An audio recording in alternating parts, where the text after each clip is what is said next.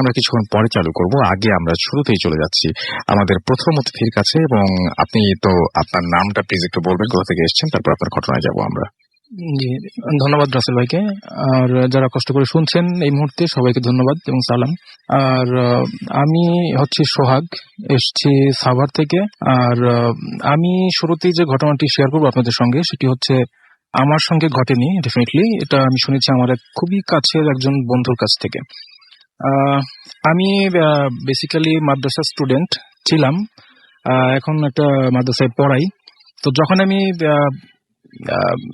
পড়াশোনার ছিলাম, তো তখন আমি ঢাকার একটা বিখ্যাত মাদ্রাসায় পড়ার জন্য আসি, আমি নামটা বলতে চাচ্ছি না।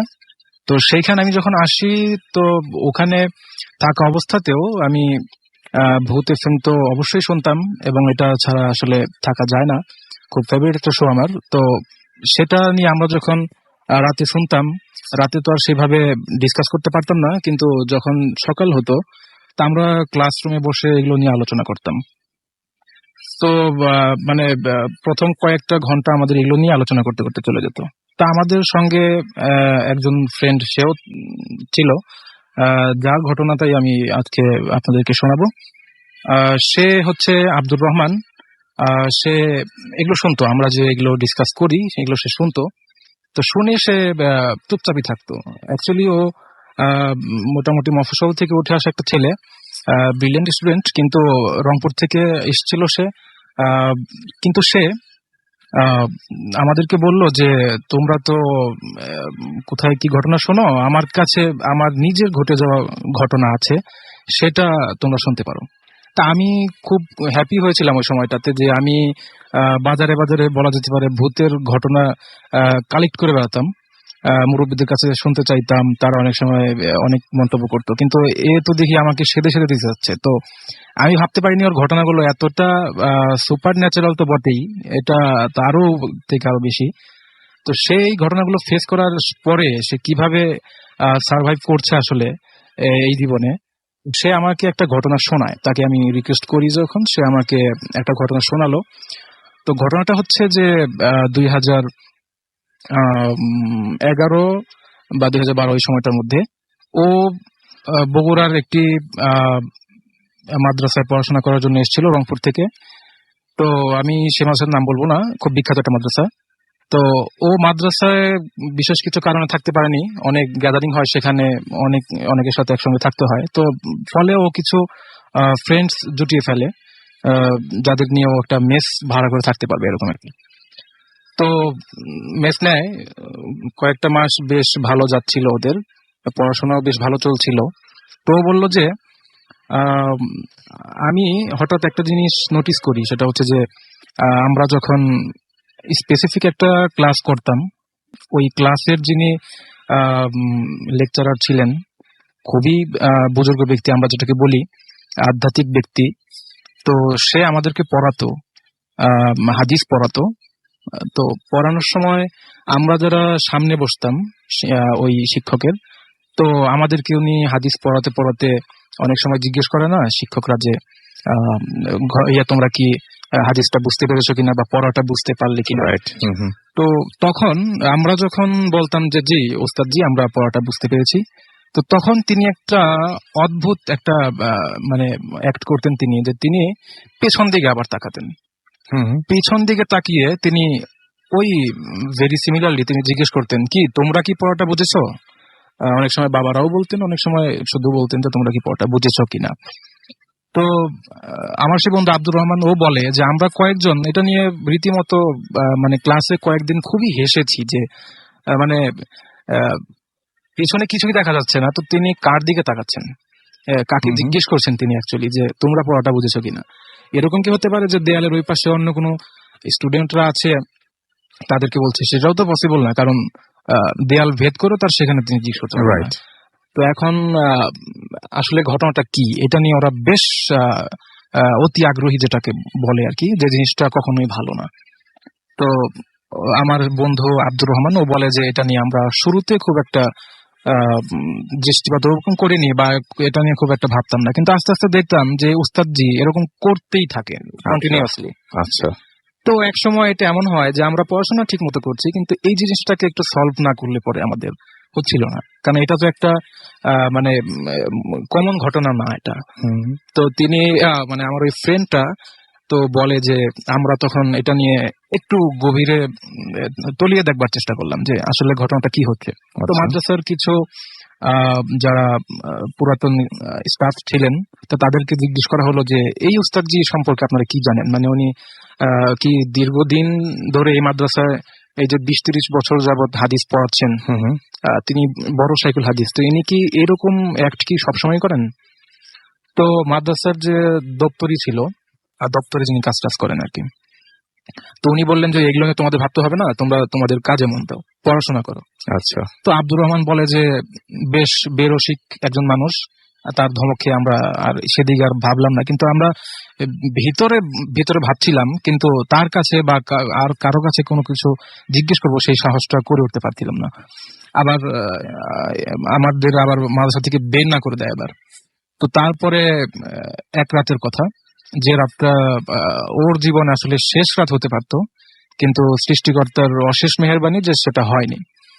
আর ও আসলে ওই শুরুর থেকেই একটু আন্দাজ করতে পারছিল, যে একটু প্রেডিক্ট করতে পারছিল যে কিছু একটা ঘটনা ঘটতে পারে, যেহেতু এই এরিয়াতে আমাদের উস্তাদ যে এরকম একটা অ্যাবনর্মাল না ঠিক ওরকম ব্যক্তির সামনে, আসলে অ্যাবনর্মাল শব্দটা যায় না, মানে একটু আনইউজুয়াল একটা ব্যাপার। এটা কেন, এটা নিয়ে ভাবতে ভাবতে এক সময় আমাদের ফার্স্ট সেমিস্টার পরীক্ষাটা আসলো। তো তখন আমাদের ও যেহেতু বগুড়ার লোকাল ছিল না, তো ওর সেই রংপুর চলে যাওয়া পসিবল ছিল না। আর স্থানীয় যারা ছিল লোকাল, ওরা হচ্ছে যেহেতু সামনে এক্সাম, তো সেই জন্য কিছু টাকারও প্রয়োজন হচ্ছিল, আর পরীক্ষার সময় যেহেতু একটা প্রিপারেশন থাকে, তখন আর যাওয়া সম্ভব না, এই জন্য আগেই একটু সবাই একটু বাড়ি থেকে ঘুরে আসছিল। তো ওর সামনে যেহেতু সেই অপশনটা ছিল না, তো সে ওখানেই রয়ে গেল কয়েকটা দিন। তো কয়েকটা দিনের জন্য সে থাকতে থাকলো। হঠাৎ একদিন বৃহস্পতিবারের ঘটনা এটা,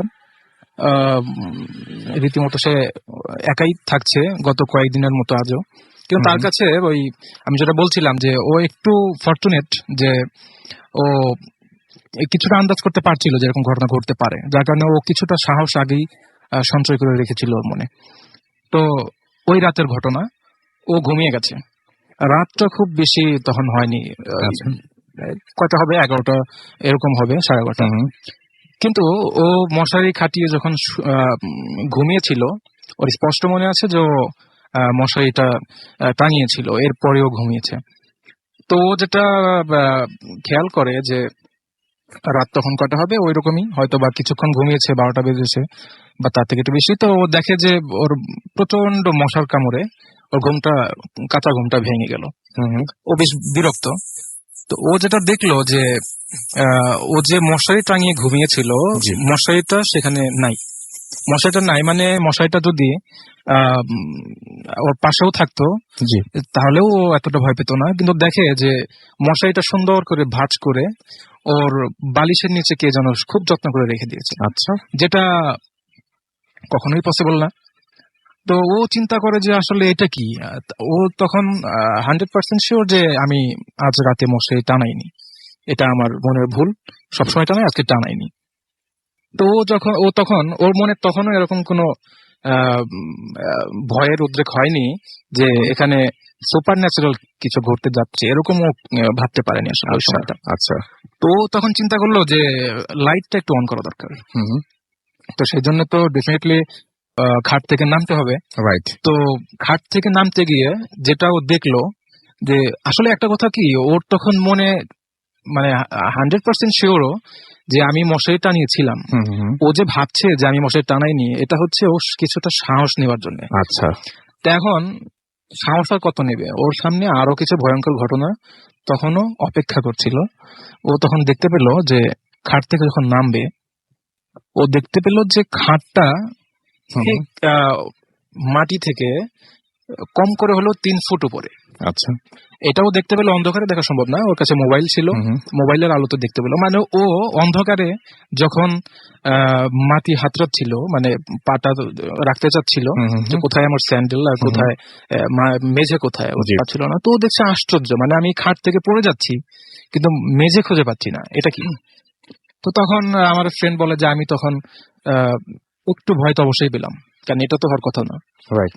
তো ও তখন বললো যে আমি তখন মোবাইলের টর্চ লাইট দিয়ে আমি তখন মেঝেতে ধরলাম, দেখি যে আমার খাটটা রীতিমতো ভাসছে, মানে 2.5 থেকে 3 ফুট উপরে ওর খাটটা রয়েছে। তো এই ঘটনাটা যখন একজন সুস্থ মস্তিষ্ক সম্পন্ন ব্যক্তি দেখবে যে তার খাটটা হতে পারে মশারি টানিয়ে ঘুমিয়েছিল কিন্তু সেটা ভাঁজ করে রাখা, এটা না হয় মেনে নেওয়া যায়, কিন্তু ও আসলে যখন বলছিল রাফি ভাই যে আমি দেখতে পাচ্ছিলাম যে ওর মানে ও ঘামছে, কারণ ঘটনা তো ওর সাথে ঘটেছে, জি, এবং সেটাই হবে। আমরা শুনে মজা পাচ্ছি, কিন্তু ও তো সেরকম না, ও যেহেতু ফেস করেছে ঘটনাটা, তো ও বললো যে আমি তখন যখনই দেখলাম যে আমার খাটটা মাটি থেকে 3 ফুট উপরে, তা আমি ভাবলাম সামথিং ইজ রং। এবং আমি তখন একটা বুদ্ধিমানের মতো কাজ করেছিলাম যে আমি একটা চিৎকার দিতে পেরেছিলাম। এটা আসলে তার ক্রেডিট না, এরকম চিৎকার বেরিয়ে যাবে আসলে। তো চিৎকারটা যখন সে দিল, তো তখন আর সে কিছু বলতে পারবে না, অবভিয়াসলি সে সেন্সলেস। আর এই চিৎকারটা বেশ কাজে দিয়েছিল, কারণ আশপাশের যারা ছিল, যেহেতু রাত অতটা গভীর হয়নি তখনও, তো সেই জন্য আশপাশের মানুষ চিন্তা করলো যে আবার কোনো ধরনের ঘটনা ঘটলো কিনা, কত ধরনের ঘটনা ঘটে আজকাল, তো কি হলো, ব্যাপারটা কি। তো সবাই আসলো, আসার পরে দেখলো এলাকাবাসী বা ওরই যারা পাশের রুমে যারা ছিল ক্লাসমেট, ওরাও মেস ভাড়া নিয়েছিল, তো ওরা এসে দেখলো যে ভিতর থেকে লক, আবার এরকম বিকট একটা আওয়াজ, কিভাবে এটা হলো। তো দরজার চৌকাট টৌকাট ভেঙে ভিতরে গেল, গিয়ে দেখে যে একদম ফিট হয়ে পড়ে আছে মেঝেতে, এবং কিছুটা মুখ দিয়ে ওই সাদা এক ধরনের মানে কি এক ধরনের লালা এরকম বেরিয়ে পড়ছে, মানে একটা বিশ্রী অবস্থা। তো সবাই বলে যে আগে ওকে জ্ঞান ফেরানো হোক, সব শোনা যাবে।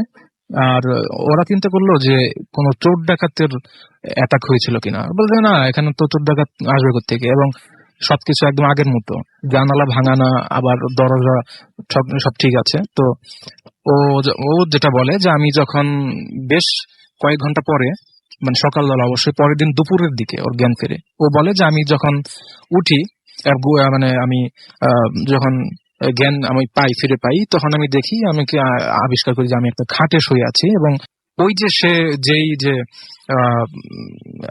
শিক্ষক আমাদের, যাকে নিয়ে আমরা হাসাহাসি করতাম, সে সেখানে আমার ডান পাশে বসে আছে। তাকে দেখে আমার বেশ সাহস লাগছিল, কেন জানি, ও বলে।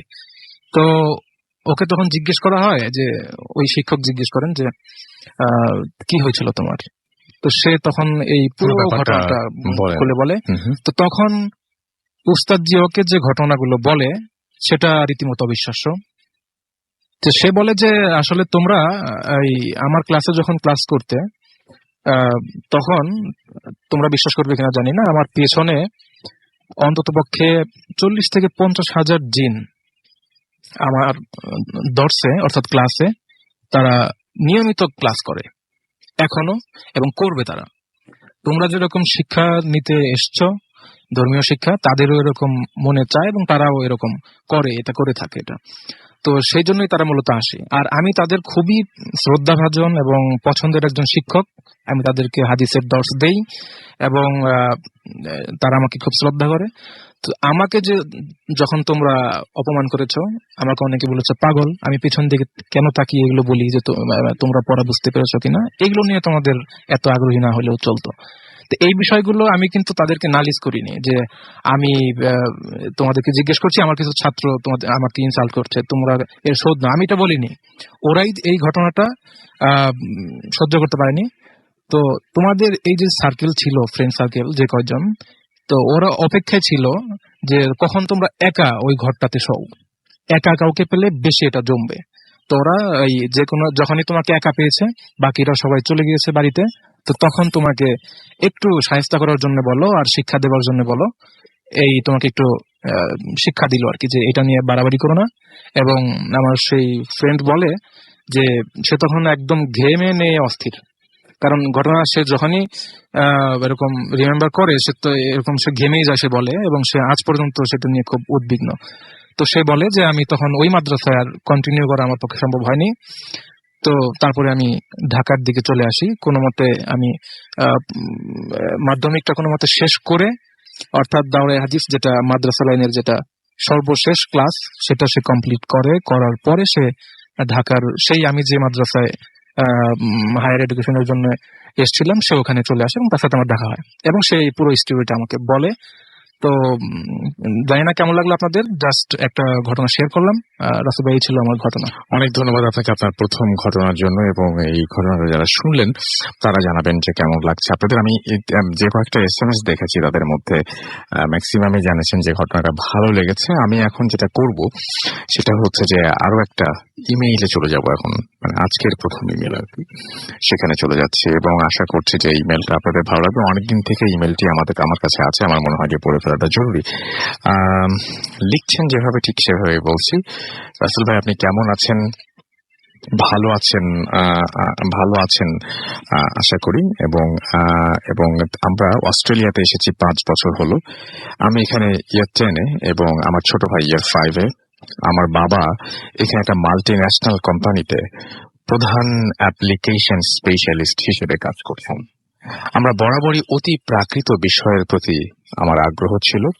আগ্রহটা এসেছিল মূলত বাবার কাছ থেকে। তিনিও যদিও ভূত প্রেত বিশ্বাস করতেন না, কিন্তু ভূতের গল্প বলতে আর শুনতে খুব পছন্দ। ঘুরতে যাওয়ার আগে তিনি আমার বিছানার পাশে বসে নানা ধরনের রহস্যময় গল্প বলতেন। আমরা এখানে আসার পর একটা টাউন হাউসের মতো বাসাতে এসে উঠি। বাসাটা বেশ পুরনো। বাসার সামনে পেছনে লন আছে। আমি আমার ভাই দুজনে মিলে লনে বিকালে খেলা করি। আমাদের দুজনের স্কুল আলাদা। আমি স্কুলে একাই যাওয়া আসা করি, কিন্তু আমার ছোট ভাইকে বাবা সকালে নামিয়ে দিয়ে আসেন আর মা স্কুল শেষে নিয়ে আসেন। আমার স্কুলটা তুলনামূলকভাবে কাছে হওয়ায় আমি মার আগেই চলে আসি। আমার কাছে বাসার এক সেট চাবি থাকে। ঘটনা যেদিন ঘটে সেদিন আমার স্কুল কোনো কারণে বেশ আগেই ছুটি হয়ে যায়। আমি বাসাতে এসে দেখি মা আমার ছোট ভাইকে আনতে গিয়েছে। তিনি কোনোদিন একটু আগেই বের হয়ে যান গ্রোসারি শপে কেনাকাটার জন্য। আজকে ঘরে ঢুকে আমি দেখলাম কেমন একটা পচা মাছের গন্ধ। আমি একটু অবাক হলাম, কারণ মা একটু সূচিবায়ুগ্রস্ত। তিনি কখনোই ঘরের মধ্যে সব জিনিস তিনি রাখেন না। আমি খুব বেশি মাথা ঘামালাম না। বাসাতে এসে সাধারণত প্রথমে আমি স্কুল ড্রেস চেঞ্জ করে গোসল করে নিই। আজকেও সেই রকমের কিছু করলাম, এবং হঠাৎ বিকট শব্দে বাথরুমের দরজাটা খুলে গেল। আমাদের বাথরুমের দরজার সমস্যা আছে, শক্ত করে খুলতে হয় আবার লাগাতে হয়। আমি ভয়াবহ রকমের চমকে উঠি। মনের মধ্যে ভয়ের একটা ঠান্ডা অনুভূতি বয়ে যায়। আমি উপলব্ধি করলাম যে আমার বাড়িতে একেবারেই আমি একা। ঘরের মধ্যে বাজে গন্ধটাও যেন অনেক বেড়ে গেল। গন্ধটা মনে হলো আমার চারপাশে ঘুরছে। আমার মা বলতেন যে ভয় পেলে আয়াতুল কুরসি পড়ে বুকে ফু দিলে খারাপ জিনিস কিছু কাছে আসতে পারে না। আমি আয়াতুল কুরসি পুরোটা জানি না, যতটুকু জানি ততটুকু পড়তে লাগলাম।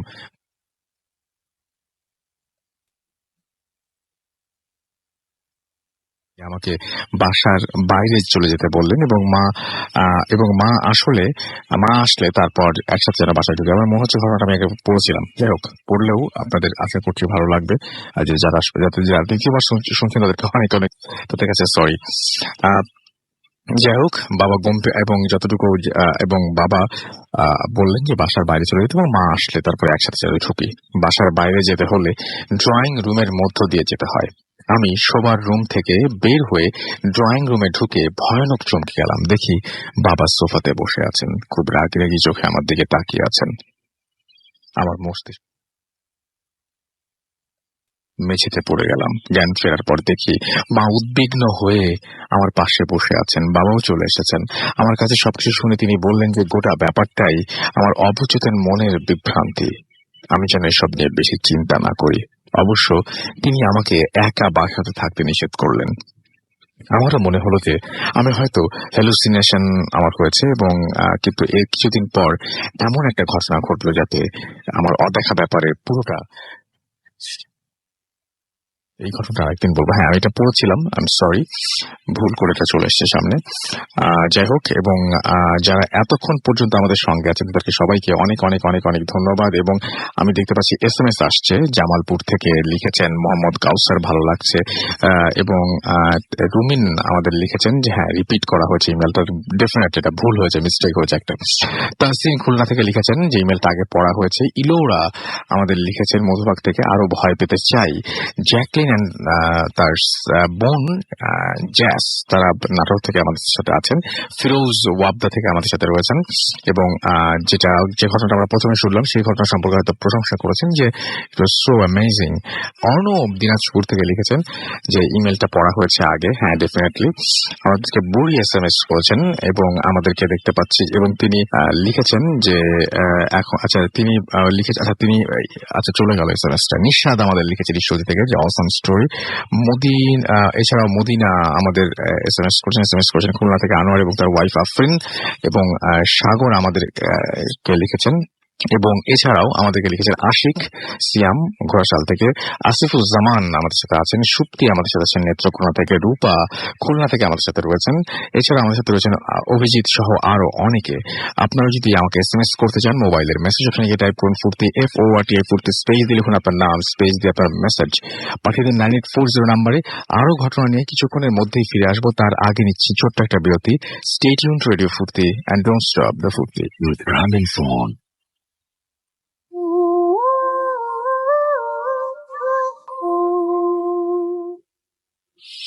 Welcome back. ঘড়িতে সময় এক্স্যাক্টলি 12টা বেজে 26 মিনিট। শুনছেন সবসময় রেডিও ফুর্তি 8.2 FM।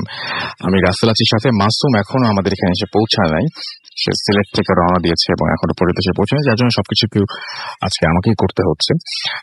আমি দেখতে পাচ্ছি এখানে প্রিন্স SMS এখানে ফেসবুকে লিখেছেন যে ফার্স্ট স্টোরিটা ভালো হয়েছে।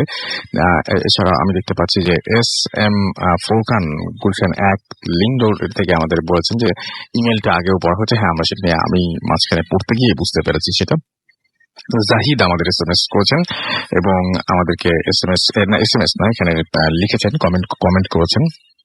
এবং এছাড়াও দেখতে পাচ্ছি আমাদের এখানে লিখছেন আরো অনেকেই। আমি আসলে কিছু কিছু নাম আপনারা ইউজ করেন ফেসবুক নেম, যেগুলো হাস্যকর, সেগুলো আসলে পড়তে গেলেও খুব লাগে, অদ্ভুত লাগে, যে জন্য অনেকগুলো আবার বাদ দিতে হয় অনেক কমেন্ট আপনাদের। MD ইমরান চৌধুরী নাজিম আমাদের সাথে লিখেছেন যে ফার্স্ট এন্ড থার্ড স্টোরিটা অনেক ভয়ের। ফার্স্ট এন্ড থার্ড স্টোরি আপনি কখন শুনলেন? আমরা তো ফার্স্ট স্টোরিটা বলেছি, সেকেন্ড থার্ড কিছু বলিনি। আমি আপনার ইমেলটা পড়লাম যেন আপনি যেটা লিখেছেন এটা সবাই যেন জানে, এটা জানাটা দরকার আছে। এছাড়াও দেখতে পাচ্ছি প্রিয়াঙ্কা আমাদের এখানে লিখেছেন। এছাড়াও আমাদের এখানে লিখেছেন যে ফাহিম হোসেন। এছাড়াও আমাদের এখানে লিখেছেন নুসরাত ফারিয়া অরিন, এবং তিনি রাজশাহী থেকে লিখছেন আমাদেরকে। শারমিন জাহান আমাদের সাথে রয়েছেন, এবং আমাদের সাথে রয়েছেন দেখতে পাচ্ছি ইয়াসির আরাফাত ইমন। এছাড়াও আমাদের সঙ্গে রেডিও ফুর্তি যে পেজটা রয়েছে সেই পেজে অনেকে লিখছেন অনেক ভয় লাগছে, এটা লিখেছেন আপন খান লিমন। MD মানিক খান লিখেছেন যে তার কাছে ভালো লাগছে। পিয়াল উদ্দিন আমাদের সাথে আছেন, আমাদের সাথে রয়েছেন দেখতে পাচ্ছি সানিয়াত। এছাড়া আমাদের সাথে রয়েছেন দেখতে পাচ্ছি উজ্জ্বল হাসান। এছাড়াও সুরভি জান্নাত আমাদের সাথে রয়েছেন। এছাড়াও আমাদের সাথে রয়েছেন ফয়সাল আহমেদ তুষার। তাছাড়াও রয়েছেন শাকিল রয়, রূপন্তী লস্কর সহ আরো অনেকে। যারা আপনারা আমাদের সাথে থাকতে চান তারা SMS করতে পারেন। SMS করে আপনার অনুভূতি বা আপনার যেটা বক্তব্য আর কি সেটা জানাতে পারেন। এবং সেজন্য যেটা করতে হবে, মোবাইলের মেসেজ অপশনে গিয়ে টাইপ করতে হবে ফুর্তি, FORTI ফুর্তি, স্পেস দিয়ে লিখতে হবে আপনার নাম, স্পেস দিয়ে আপনার মেসেজ পাঠিয়ে দিতে হবে 9840 নাম্বারে। যারা ইমেল করতে চান আমাদের ইমেল অ্যাড্রেস হচ্ছে foodfm@radiofurti.fm। আর আমরা যারা ফেসবুকে আসতে চান তারা চলে আসুন www.facebook.com/radio.furti and www.facebook.com/bhutfm.russell এই দুটো অ্যাড্রেসে। এবং আসলেই আমরা অনেক কিছুই আমাদের লাইফে অনেক কিছু আমাদের ঘটে, প্রতিটা নিয়তি হয়তো কোনো না কোনো কিছু ঘটছে। আমি কোথাও যেন শুনলাম যে প্রত্যেক মানুষের সঙ্গে একটা করে জিন থাকে, এরকম একটা জিনিস শুনেছিলাম আমি। তো কারো ভালো জিন, কারো খারাপ জিন, এরকম মানে এক এক জায়গায় তো এক এক ধরনের কথা পাওয়া যায় এবং বিভিন্ন জায়গায় পাওয়া যায়। কখনো কখনো আমরা হয়তো সামনে অনেক কিছু দেখি, আমরা দেখেও হয়তো দেখি না। কোনো কোনো সময় বুঝতে পারি, কোনো কোনো সময় হয়তো বুঝতে পারি না। রাতের বেলায় আমাদের হঠাৎ করে ঘুম ভেঙে যায় কোনো একটা শব্দে, তখন ঘুম জড়ানো একটা অবস্থায় আমরা হয়তো অত কিছু না ভেবে হয়তো ঘুমিয়ে পড়ি।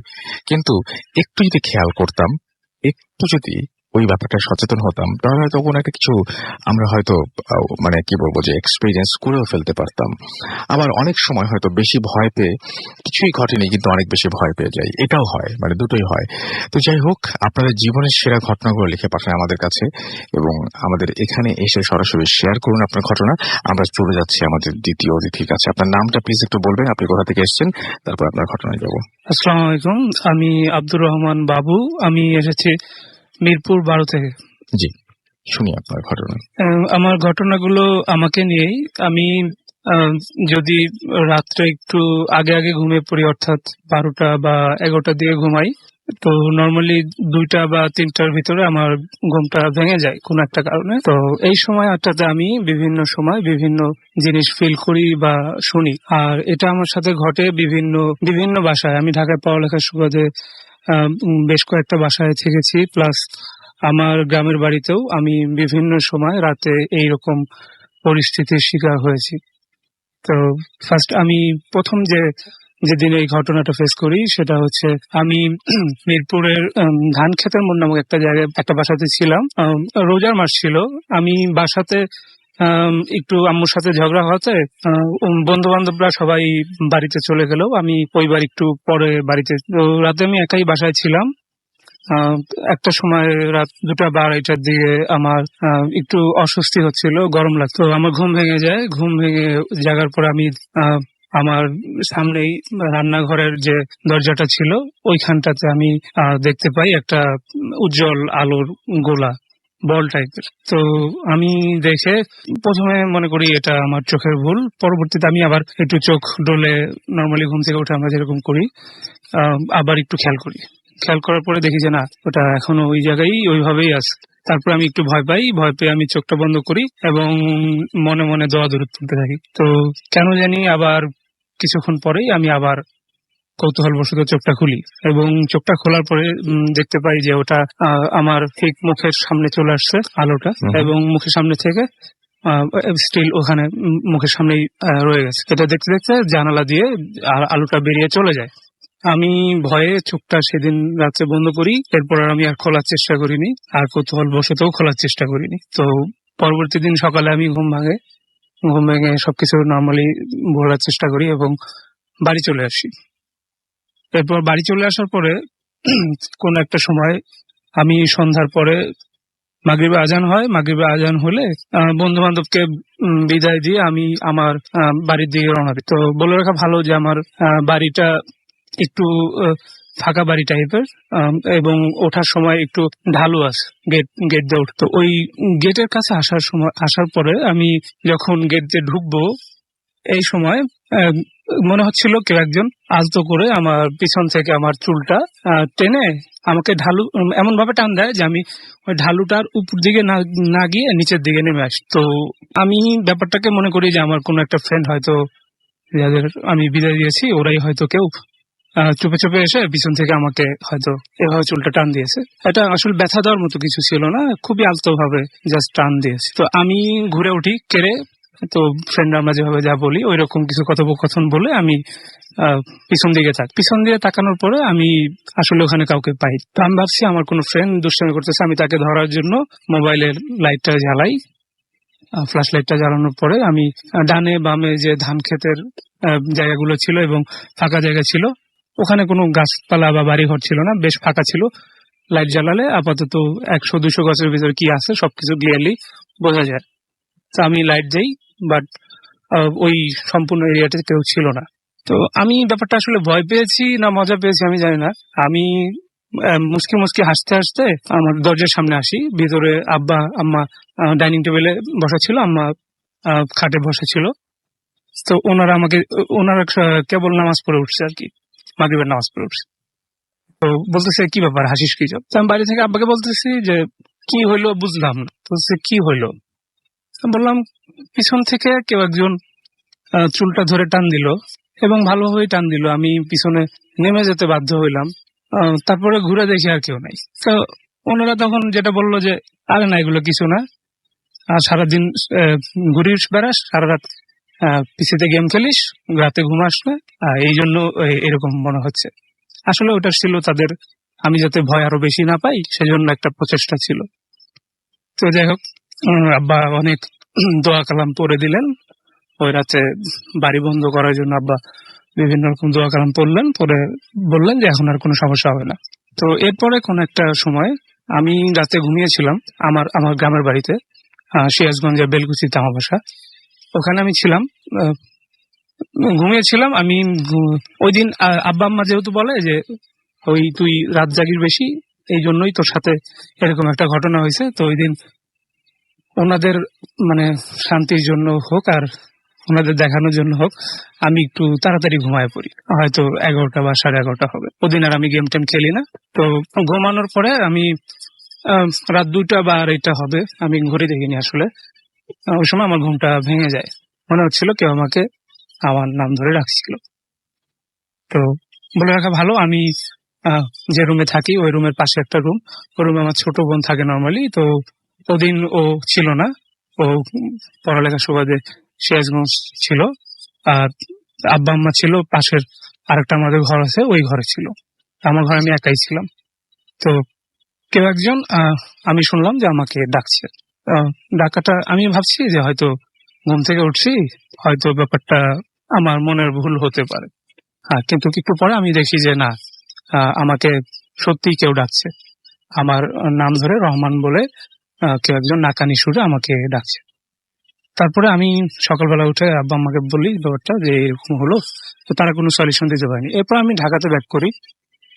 ঢাকাতে একটা বাসায় আমি মিরপুর 12-তে সি ব্লকে একটা বাসায় ছিলাম। ওই বাসাতে এটা একটা ঘটনা। আমরা পরের ঘটনাতে আবার পরে যাবো। এটা দিয়ে রাতের এই ঘটনা। তো রাতে আমি শুয়েছিলাম, তো টেপ মনে হচ্ছিল যে বাথরুমের টেপটা খোলা। তো রাত্রে আমি খোলা ভেবে আমি গেলাম, বন্ধ করে আসলাম। তো লাইটটা জ্বালানো ছিল বাথরুমের পাশে। আমি শোয়ার পরে শুনছিলাম যে একটা নুপুরের সাউন্ড আসছিল। তো সেই আলোতে আমি আমার ঘরের ভিতরে দেখলাম যে প্রথমে একটা মহিলার শ্যাডো আসলো। দেন এটার পরে কিছুক্ষণ পরেই ওর সাথে আরেকটা ছোট বাচ্চার শ্যাডো চলে আসলো। ফাইনালি আমি ওই বাসাটা চেঞ্জ করার পরে একা একটা বাসা নেই। সেই বাসাতে রাতে যখন আমি একা থাকি 1টা-1:30টার দিকে প্রায়ই শুনি আমার ঘরে ঢোকার আগে রান্নাঘরের দরজা পার হয়ে আমার ঘরটাতে আসতে হয়। তো ওই ঘরটার ওই দরজাটা খুললে যে একটা সাউন্ড হয়, সেই সাউন্ডটা প্রায় প্রতিদিন হতো এবং কেউ একজন পাকের ঘরে হাঁটাহাঁটি করতো মাঝরাতে। অনেক ধন্যবাদ আপনাকে আপনার ঘটনার জন্য, এবং আশা করছি যে আপনারা সবাই উপভোগ করেছেন অনেক, এবং আমরা পরবর্তী ঘটনায় যাব। তবে তার আগে আমরা কিছু SMS পড়ে নিই, এবং আমরা দেখতে পাচ্ছি যেখানে অনেকে লিখছেন। ডি মামুন মাহিয়া আমাদের লিখেছেন যে ঢাকা থেকে যে 1 মান্থ পর আমরা শুনছি, feeling happy after coming back. এবং এমডি PK রনন আমাদের মিরপুর থেকে লিখেছেন, মিরপুর শেওড়াপাড়া থেকে লিখেছেন, I love both of them and also regular listener তিনি। এবং আশিক আমাদের লিখেছেন যে অনেকদিন পর তিনি আমাদের সাথে এসেছেন, ওয়েলকাম ব্যাক, অ্যান্ড তার কাছেও ভালো লাগছে। আমাদেরকে জুলি SMS করেছেন মুকিম বাজার থেকে যে ভালো লাগছে তার কাছে। শামীম সিরাজগঞ্জ থেকে আমাদের লিখেছেন যে খুব খুশি হলাম যে আমাদের বেলকুচির ঘটনা হচ্ছে এখানে, এই জন্য। ভূত এফএম থেকে ভূত এফএম যমুনা আমাদের লিখেছেন। আশিক আমাদের সাথে আছেন ঘোড়াশাল থেকে, এছাড়াও সজীব বাগেরহাট থেকে আছেন। এবং আমাদেরকে দেখতে পাচ্ছি যে তাসরিফ আছেন আমাদের সাথে, জিনিয়া মিরপুর 6 থেকে আমাদের সঙ্গে রয়েছেন, আপন আমাদের সাথে রয়েছেন, এবং আমাদের সাথে রয়েছেন দেখতে পাচ্ছি SH আবরার হবিগঞ্জ থেকে, অনেক খুলনা থেকে আমাদের সাথে আছেন, আমাদের সাথে রয়েছেন সুপ্ত ময়মনসিংহ থেকে, অভিজিৎ ভট্টাচার্য আমাদের সাথে রয়েছেন ময়মনসিংহ থেকে, সৌদা ময়মনসিংহ থেকে আমাদের সাথে রয়েছেন, তাবা মণিপুর থেকে আমাদের সাথে রয়েছেন, আরাফ উত্তরা থেকে আমাদের সাথে রয়েছেন, নিশাদ ঈশ্বর থেকে আমাদের সাথে রয়েছেন, ফয়সাল এবং তার ওয়াইফ আনিকা আমাদের সাথে রয়েছেন, কানিজ আমাদের সাথে রয়েছেন ঢাকা থেকে, চৈতি আমাদের সাথে রয়েছেন, জেরিন ময়মনসিংহ থেকে রয়েছেন, বা ময়মনসিংহের অনেক মানুষ, এসপি সোহেল লক্ষ্মীপুর থেকে আমাদের সাথে রয়েছেন, নুসরাত ফাতিমা বাসাবো ঢাকা থেকে আমাদের সাথে রয়েছেন, দিশা ময়মনসিংহ থেকে আমাদের সাথে রয়েছেন। এছাড়া আমাদের সাথে রয়েছেন দেখতে পাচ্ছি শ্রেয়ান খান ময়মনসিংহ থেকে, নাটোর থেকে রিদওয়ান রাকিব আমাদের সাথে আছেন। এছাড়া আমাদের সাথে রয়েছেন দেখতে পাচ্ছি সোহেল পাটোয়ারি লক্ষ্মীপুর থেকে, এমডি আবু বাকার সিলেট থেকে আমাদের সাথে রয়েছেন, অভিজিৎ ভট্টাচার্য আমাদের সাথে রয়েছেন, আচ্ছা আবারও তিনি লিখেছেন, আরাফ আমাদের সাথে রয়েছেন উত্তরা থেকে, মেহেদি আমাদের সাথে রয়েছেন চট্টগ্রাম থেকে, ইসমাইল রয়েছেন তানোর থেকে। তো যাই হোক, যারা আমাদের সাথে রয়েছেন তাদেরকে অনেক অনেক ধন্যবাদ আমাদের সাথে থাকার জন্য, এবং আশা করছি বাকিটা সময় আমাদের সাথে থাকবেন। আমরা চলে যাচ্ছি আমাদের প্রথম অতিথির কাছে আরো একবার। চলে যাই আবার আমার আরো একটি ঘটনা। আপনার নামটা প্লিজ একটু বলবেন, তারপর আমরা আপনার ঘটনায় যাব। অসংখ্য ধন্যবাদ আমাকে আবার সুযোগ করে দেওয়ার জন্য। আমি আব্দুল্লাহ আল হাদি সোহাগ আরো একবার আপনাদেরকে আরেকটা ঘটনা শোনাবো। এসছি আমি সাভার থেকে। আর আমার বন্ধু ফাইন বিন ইমরান, ওকে খুব ধন্যবাদ, ও আমাকে এত দূর নিয়ে আসতে সাহায্য করেছে রেডিও ফুর্তিতে। তো যাই হোক, আমি আমার স্টোরিটাতে চলে যাচ্ছি। আমার এখনকার যে ঘটনাটা সেটা হচ্ছে আমার নিজের নানুর সাথে ঘটা ঘটনা। এটা হচ্ছে অলমোস্ট 40 বছর আগের ঘটনা। তো তখন এই ভূত প্রেত বা জিন যেটাই বলি আমরা, তো অবশ্যই জিন বিশ্বাস করি। তো সেটা তখন এইগুলোর স্বর্ণযুগ ছিল বলা যায়। তো তখনকার একটা ঘটনা আমি বলছি। তো আমার নানু যখন বিয়ে হয়, নানু আর নানার, তো তাদের বৈবাহিক জীবনের ফার্স্ট অ্যাবাউট 5 to 6 ইয়ার্স আমার নানু কিছুতেই কেন জানি কনসেপ্ট করতে পারছিলেন না। মানে বাচ্চা পেটে আসলেই সেটা যেভাবেই হোক মিসক্যারেজ হয়ে যাচ্ছিল। তো এটা কেন হচ্ছে এটা ঠিক ওনারা ধরতে পারছিলেন না। আর তখন তো এতটা চিকিৎসা এতটা উন্নত ছিল না। তো ওই গ্রামের যারা উজ্জাত বা কবিরাজ এরা যারা ছিলেন, তো তারা বললেন যে এটা কেন হচ্ছে বুঝতে পারছি না, তবে কিছু ওষুধ দিচ্ছি, হয়তো বা এটা ঠিক হয়ে যাবে, আর কিছু কিছু প্র্যাকটিস দিচ্ছি, এটা নিয়মিত করবেন, হয়তো বা এই প্রবলেমটা হবে না। তো আমার নানু তখন বেশ সিরিয়াস এই বিষয়টাতে, যে কিভাবে এটা এই প্রবলেমটাকে মোকাবিলা করা যায়।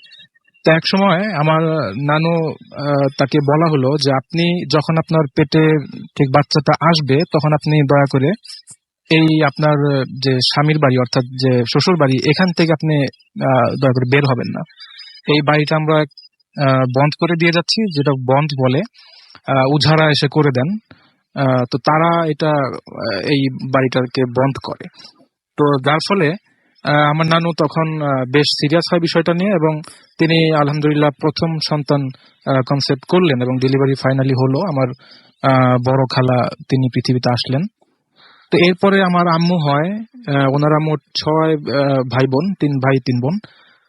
তো থার্ড যে আমার মামাটা হওয়ার কথা ছিল, তিনি যখন আমার নানুর পেটে আসে, তো তখন একটা খুব অপ্রীতিকর একটা ঘটনা ঘটে যায়। যে আমার নানু, তাকে বলা হয়েছিল ঘরের বাইরে না যেতে, তিনি সেভাবেই চলছিলেন। খুব কষ্ট হচ্ছিল যদিও, তিনি সব প্রয়োজন ঘরেই সারতেন বেশিরভাগ, যতটুকু পারা যায়, এবং ঘরে খুব দ্রুত চলে আসতেন।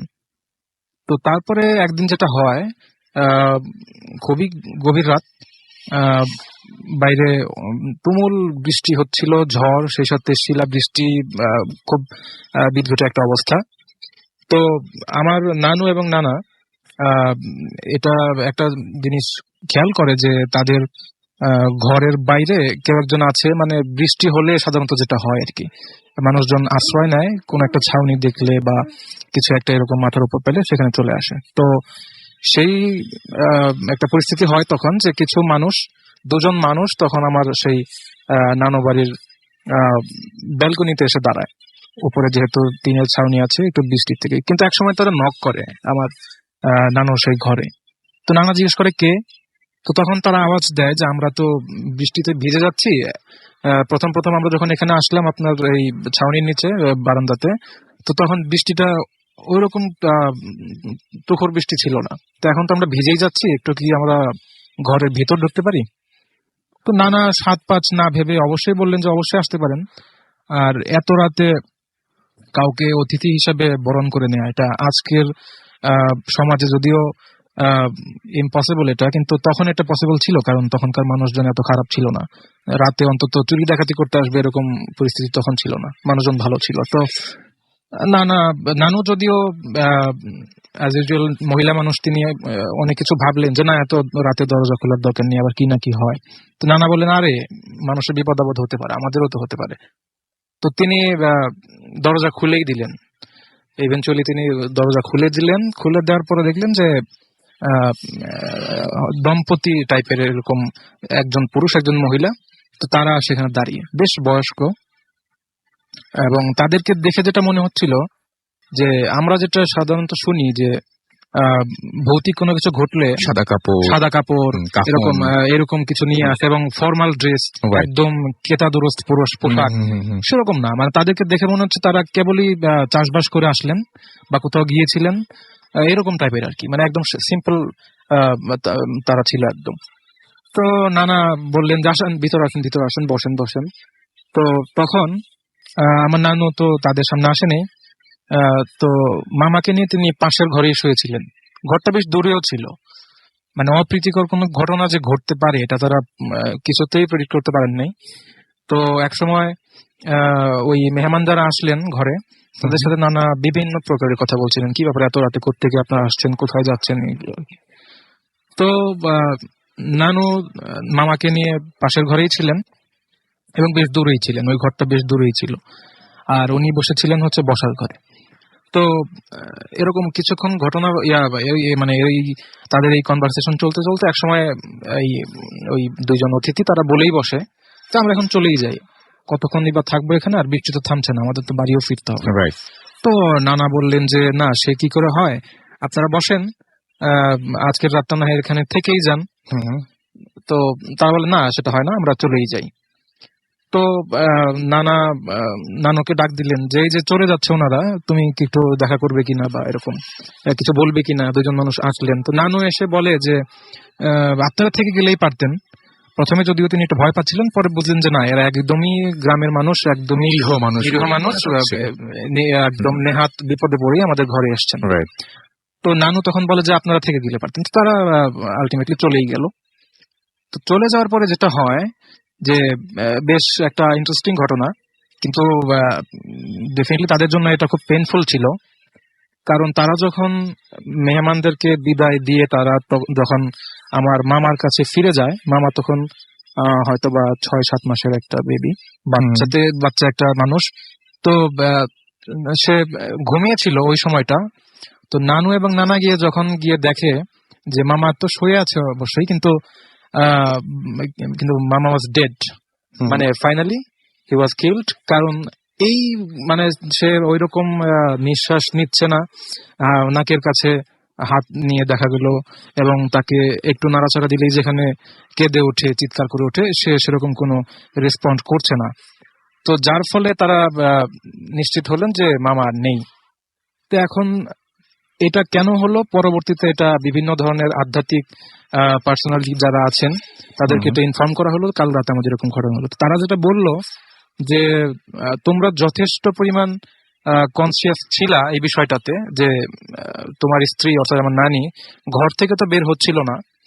তো ঘর থেকে যেহেতু সে বের হচ্ছিল না, ওরা কোনো ক্ষতিও করতে পারেনি। মানে জিন যেগুলো আমরা বলি আর কি, ক্ষতিকারক জিন, ভালো জিনও আছে, বদ জিনও আছে। তো ওরা ক্ষতি করতে পারতো না। কোনো একটা অজুহাতে তারা তোমাদের ঘরে আসে, এবং সেই দিনের যে দুজন অতিথি, তারা কখনোই অতিথি ছিল না, তারা ছিল একদম স্রেফ মানুষরূপী কিছু দুইজন জিন। এবং তারা এসে যখন তোমাদের ঘরে প্রবেশ করে, তারা তোমার সেই বাচ্চাটিকে মেরে ফেলতে তারা সক্ষম হয়।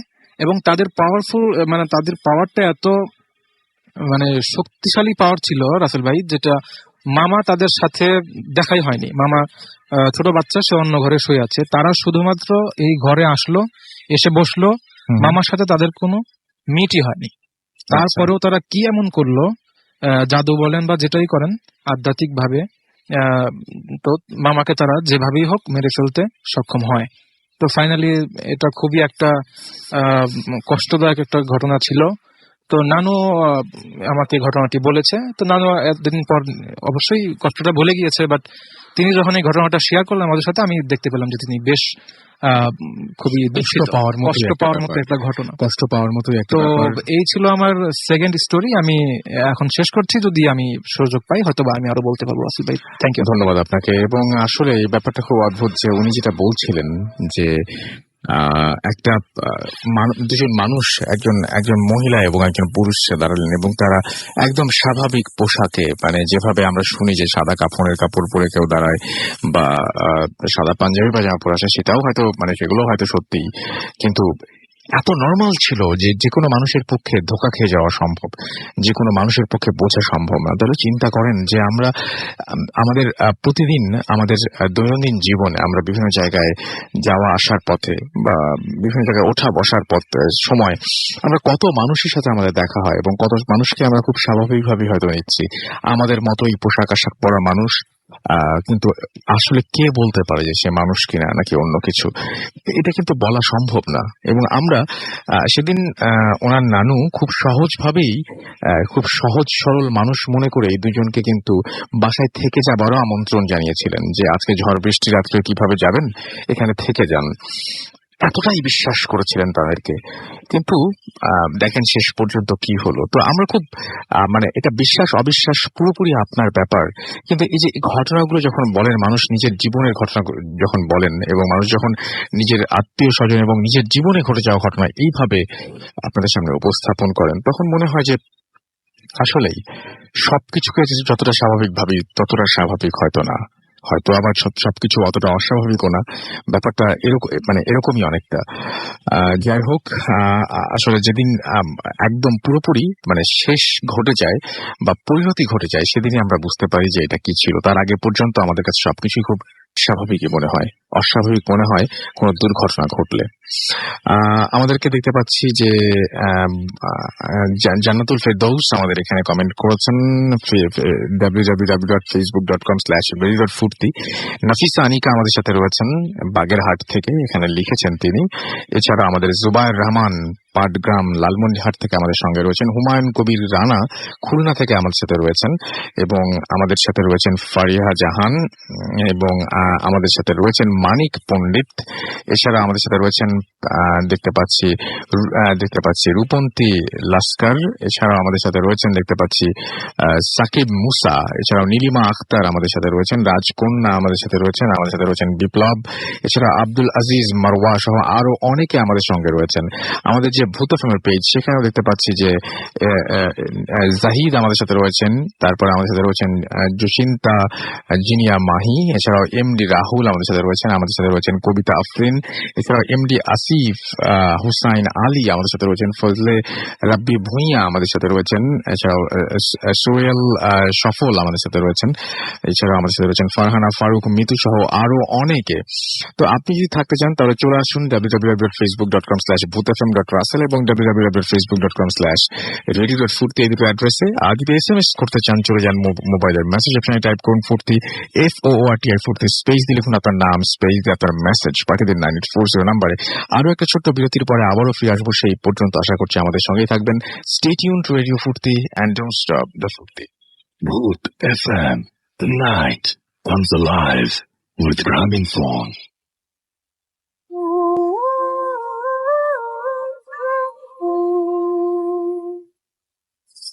Welcome back. ঘড়িতে সময় 12:57 শুনছেন সবসময় রেডিও ফুর্তি রেড.FM। আমি রাসেল আছি সাথে, এবং এই মুহূর্তে আমার কাছে একটা ইমেল রয়েছে, সেই ইমেলটা আমি পড়তে চাই। আশা করছি আপনাদের ভালো লাগবে। তার আগে আমি কিছু SMS পড়ে ফেলি। আমাদের নুরুল হুদা লিখেছেন খাগড়াছড়ি থেকে, এটা তার ফার্স্ট SMS। থ্যাংক ইউ, আপনার প্রথম SMS এর জন্য অনেক অনেক ধন্যবাদ। আশা করছি পুরোটা সময় আমাদের সঙ্গে থাকবেন। হৃদয় আমাদের সাথে রাজেন্দ্রপুর থেকে আমাদের সাথে রয়েছেন।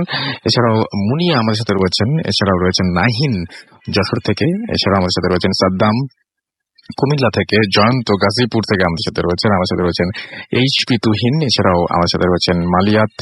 এছাড়াও রিমিন আজিমপুর থেকে আমাদের সাথে রয়েছেন, সামিউল আমাদের সাথে রয়েছেন, সৈকত আমাদের সাথে রয়েছেন, মাইশা আমাদের সাথে রয়েছেন, সোহেল রানা আমাদের সাথে রয়েছেন, ইরা, নিশি এবং বাঁধন, তৃষা, তিতলি সবাই আমাদের সাথে রয়েছেন ময়মনসিংহ থেকে। এছাড়াও আমাদের সাথে রয়েছেন সমীর সহ আরো অনেকে।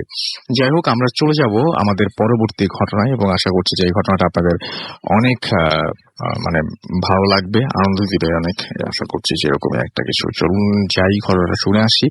আমাদের সাথে যে ঘটনাটি লিখছেন তার নাম হচ্ছে শাহরিয়ার হোসেন এবং তিনি লিখছেন যে আসসালামু আলাইকুম রাসেল ভাই, আমি জানি সবসময় ভালো দলের রাসেল ভাই, আমার পক্ষে স্টুডিওতে এসে ঘটনা বলা সম্ভব না, তাই পাঠিয়ে দিলাম, ভালো লাগলে পড়ে শোনাবেন। রাসেল ভাই, আমার জীবনে ছোটখাটো অনেক ঘটনাই আছে, কিন্তু আমি কখনো ভয় পাইনি, তবে এবার অনেক ভয় পেয়েছি। অনেকে বলে আমি তুলা রাশি, তাই এত ঘটনা আমার সাথে ঘটে।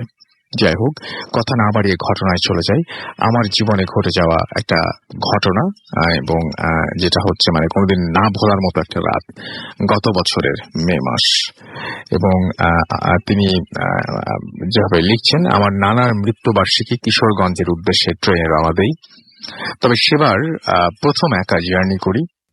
সন্ধ্যা 6:30টায় 11 সিন্ধু ট্রেন কিশোরগঞ্জে পৌঁছয় রাত 11টায়। ট্রেনে থাকতেই ছোট মামা ফোন দিয়ে বলেন উনি আমাকে রিসিভ করতে আসবেন। মামা বললেন উনি বাইক নিয়ে আসছেন।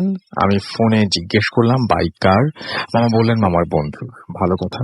আমি 11টায় কিশোরগঞ্জ স্টেশনে পৌঁছে তাকে খুঁজতে লাগলাম। খুব তাড়াতাড়ি পেয়েও গেলাম। আশেপাশে জনমানব শূন্য। মামা দেখলাম গম্ভীর মুখে দাঁড়িয়ে আছেন। আমি জিজ্ঞেস করলাম ভালো আছো? কি হয়েছে? মামা আমার কথার কোনো উত্তর দিলেন না। মামার সাথে বাইক নেই আমি লক্ষ্য করলাম। আমি ভাবলাম হয়তোবা বাইক নিয়ে কোনো ঝামেলা হয়েছে, তাই রেগে আছেন। কোনো কথা না বলে মামার সাথে অটো রিকশায় উঠলাম। আমিও উঠলাম। গরমের দিনে খুব শীত লাগছিল। কিছু দূর যাওয়ার পর আমি অনুভব করলাম অটো খুবই নিখুঁত ভাবে কোনো সারা শব্দ ছাড়াই চলছে, অথচ রাস্তায় অনেক ভাঙা ছিল। আমি বিষয়টি পাত্তা দিলাম না। কিছুক্ষণ পর একটা ফোন আসলো। আমি ওই মুহূর্তটির কথা কখনোই ভুলবো না। ফোনে আমার মামার গলার আওয়াজ ভেসে আসলো। ফোনে আমার মামা আমাকে জিজ্ঞেস করছেন তুমি কোথায়, কখন থেকে দাঁড়িয়ে আছি। আমার শুন, আমার পাশে বসে আছেন, পাশে তাকানোর সাহসও পাচ্ছিলাম না। মনে হচ্ছিল এখনই কেঁদে ফেলবো। আমি ফোনে কি উত্তর দিব বুঝে উঠতে পারছিলাম না। বললাম আমি রওনা দিয়েছি বলে ফোনটা কেটে দিলাম। অনেকবার মামা ফোন ছিল, কিন্তু আমি রিসিভ করিনি। প্রায় আধা ঘন্টা অটোতে থাকার পর বাসার সামনে পৌঁছালাম। এবার বাসার সামনে রাস্তায় এসে অটো থামলো। আমার পাশে বসে থাকা মানুষটি বাড়ির দিকে হাঁটা ধরল। আমিও হাঁটতে লাগলাম। ঘরের ঠিক সামনে এসে একটা দৌড় দেই আর চিৎকার দিয়ে দরজার সামনে এসে পড়ে সেন্সলেস হয়ে যাই। সকালে উঠে জানতে পারি আমি একা দরজার সামনে পড়েছিলাম আর মামা স্টেশন থেকে আসার পথে বাইক অ্যাক্সিডেন্ট করেন, অনেক আহত হন। সেদিন আমি কিভাবে কার সাথে বাড়ি আসলাম আমি আজও জানি না। উল্লেখ্য যে নানার মৃত্যুবার্ষিকীর অ্যারেঞ্জমেন্ট আমাকেই করতে হয়েছিল, বিশেষ করে ফকির মিসকিনের খাওয়ানোর দায়িত্ব ইত্যাদি। আমার যদি কিছু একটা হয়ে যেত তাহলে অ্যারেঞ্জমেন্ট, তারপরে হচ্ছে সবাইকে খাবার সার্ভ করা, এগুলো হতো না। আল্লাহর কাছে শুকরিয়া এই যে মানে বেঁচে গেছেন এবং বলেছেন যে তারপর লিখছেন যে আমার এই হচ্ছে আমার ঘটনা। সময় পেলে আরো ঘটনা পাঠাবো রাসেল ভাই, আমার জন্য দোয়া করবেন। আল্লাহ হাফেজ। আপনার জন্য অনেক অনেক দোয়া থাকলো এবং আশা করছি যে আপনি আমাদেরকে আরো কিছু ঘটনা দিয়ে এইভাবেই আমাদেরকে আনন্দ দিবেন। আমরা চলে যাচ্ছি আমাদের আবারও প্রথম অতিথির কাছে। দেখাচ্ছে আরো একটা ঘটনা রয়েছে, সেই ঘটনাটা আমরা শুনে আসবো।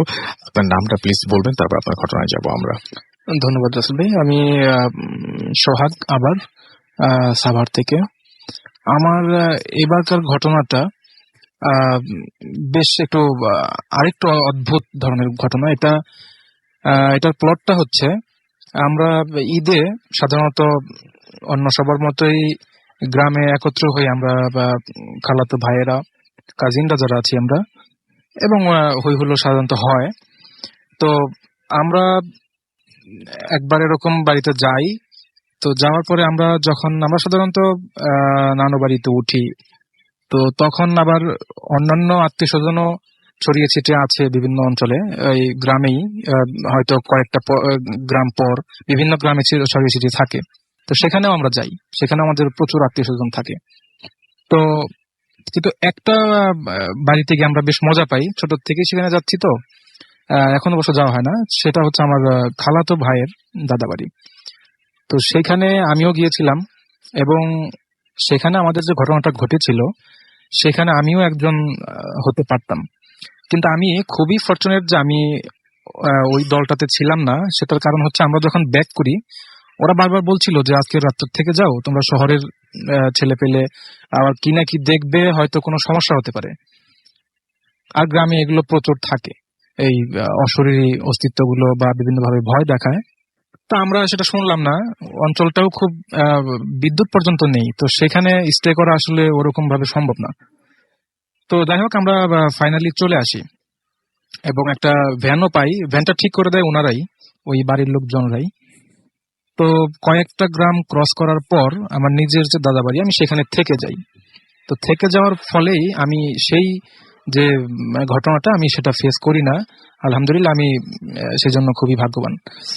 তো তখন আমি যখন ওদের কাছ থেকে বিদায় নিয়ে চলে যাই আমার দাদা বাড়ি, তো তো আমার ওই খালাতো ভাইয়েরা অলমোস্ট 3 জন ছিল ওই ভ্যানটাতে।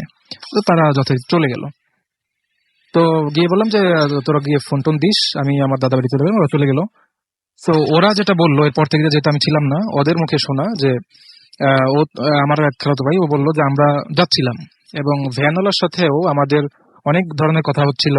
উনি বেশ রসিক গ্রামের মানুষ, বিভিন্ন ধরনের গান গাচ্ছিলেন, ভাওয়া গান, বিভিন্ন গ্রামের যে সমস্ত গান হয় ঐতিহ্যবাহী, সেগুলো তিনি গাচ্ছিলেন। তো এক সময় আমরা একটা রোড ক্রস করছিলাম, গ্রামের মেঠো পথে, যদিও বেশ অন্ধকার, কিন্তু খুব মোটা হরফে লেখা একটা সাইনবোর্ড, যেটা চোখে পড়বে যত অন্ধকারই হোক। আর বিশেষ করে লাল অক্ষরে লেখা, তো সেটা একটু ফোকাস বেশি করছিল। তো সেখানে বেশ বড় অক্ষরে লেখা আছে নিষিদ্ধ ঘর। ওই ঘরটাতে একটা টিনের ঘর, খুব ছোট। তো ওরা বেশ একটু প্রথমে হাসে যে আসলে নিষিদ্ধ ঘর বলতে আমাদের সমাজে সাইনবোর্ডে লেখা ছিল, সাইনবোর্ডে নিজের চোখে দেখেছেন? আমি তো ছিলাম না। আচ্ছা, আমি তো ওই ঘটনাতে ছিলাম না, আমি তো নেমে পড়লাম আগে, একটা গ্রাম আগে আমার দাদা বাড়ি সেখানে। ওরা বললো আর কি যে স্পষ্ট দেখতে পাচ্ছিলাম একটা গ্রামের ঘর, সেখানে লেখা আছে নিষিদ্ধ ঘর। তো নিষিদ্ধ ঘর বলতে আসলে আমাদের সমাজে একটু অন্যভাবে মিন করা হয়, কিন্তু ওইখানে আসলে গ্রামবাসী ওইটা মিন করে না। এটা হচ্ছে একটা ঘটনা ঘটেছিল, সেটা আমি পরে বলবেন, পরে আসছে সেটা, আমি আসছি ওখানে। তো ওই যে ভ্যানওয়ালা, উনি বিভিন্ন মানে ওনার এই গানের অত্যাচারেই বরং আমার খালাতো ভাইরা বেশ মানে বিরক্ত হচ্ছিল, কিন্তু সে হঠাৎ করে গানটা থামিয়ে দিল, মানে কোনো কথাই সে বলছে না। আর এরা এদিকে ভ্যানে বসে বসে এই টিটকারি মূলক যে কথাগুলো, যে কি রে নিষিদ্ধ ঘর, বা এই একসময় জিজ্ঞেস করে কি ভ্যানওয়ালা ভাই এটা কি আসলে নিষিদ্ধ ঘর কেন, এটা কেন, এটা তো এই গ্রামেরই। তখন তিনি গ্রামের ভাষায় নাকি বললেন যে ভাইজানরা এগুলো বাদ দেন, তো এগুলো ভালো জিনিস না, এগুলো এই আলোচনা বাদ দেন, এগুলো এখানে ঘটনা আছে, তাড়াতাড়ি দোয়া করেন যেন এই রাস্তাটা তাড়াতাড়ি আমরা পার হইতে পারি, এরকম উনি ওনার ভাষায় বললেন।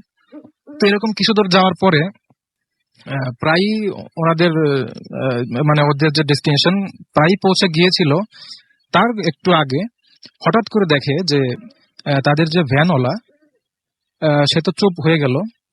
কিছুক্ষণ পরে তারা নোটিস করলো যে ভ্যানওয়ালার মাথা থেকে একদম প্রায় কোমর পর্যন্ত চুল নেমে এসেছে, মানে একদম সুশ্রী মেয়েদের যে চুল থাকে, মানে মনে হচ্ছে সেটা একটা মহিলা। আচ্ছা, তো সে তো মহিলা ছিল না, এক্স্যাক্টলি মহিলা ছিল, পুরুষ ছিল ডেফিনেটলি, সে ভ্যান চালায়, খুবই অদ্ভুত ব্যাপার। তো তারা যেটা বললো যে এটা কি, মানে ওরা যে বলবে যে এটা কি বা এটা কেন হচ্ছে, এটাও তো বলার সাহস থাকার কথা না। একটা মানুষ চোখের সামনে বদলে যাচ্ছে এবং সে ইভেন্চুয়ালি সে একটা মহিলাই হয়ে গেল। তো মহিলা হওয়ার পরে এখন আর কিছু ডিসকাস করার কোনো প্রশ্নই আসে না, যেটা কি এটা যে সুপার ন্যাচারাল কিছু হচ্ছে, স্বাভাবিক কিছু ঘটছে, এটা বোঝাই যাচ্ছে, সবাই বুঝতে পারবে। তো এখন ওদের যে ভাষ্য শুনলে হাসি পায়, কিন্তু ওদের জন্য হাস্যকর ছিল না। ওরা বলে যে কে কোন দিকে আমরা জানি না, আমি একদিকে আর অন্যরা অন্যদিকে কিসের ভ্যান আর কিসের ভ্যান চালক আমরা কিছু জানি না। পরে আমরা যার যার মতো আলাদা হয়ে যাই। তো সবচেয়ে যেটা ইন্টারেস্টিং যে ওই ওদের মধ্যে থেকে একজনকে পাওয়া যায় একটা তাল গাছের উপরে। আচ্ছা, এটাই হচ্ছে একটু বেশি অদ্ভুত। আর বাকিরা ওই গ্রামের মেঠোপথের পাশে সাধারণত যে ধান ক্ষেত থাকে, বিভিন্ন ক্ষেত থাকে, ওখানে পড়েছিল তারা। আর তাল গাছের উপরে যে ছিল সে বেশ ইনজোর্ড ছিল। কিভাবে গিয়েছিল এটা আমরা বুঝতেই পারছি। ওনার কিছু মনে নাই, উনি কিছু বলতে পারেন না, একজন শুধু বলতে পারে, আর বাকিরা প্রায় বলতে পারেন অনেকদিন তারা অ্যাবনর্মালি ছিল। এরকম ঘটনা ঘটলে সবাই হবে, খুবই স্বাভাবিক। তো পরবর্তীতে ওদের কি গ্রামবাসী জিজ্ঞেস করলো, আর তাদের পোশাক দেখে বোঝা যাচ্ছিল যে এরা শহরের ছেলে। কি হয়েছিল তোমাদের?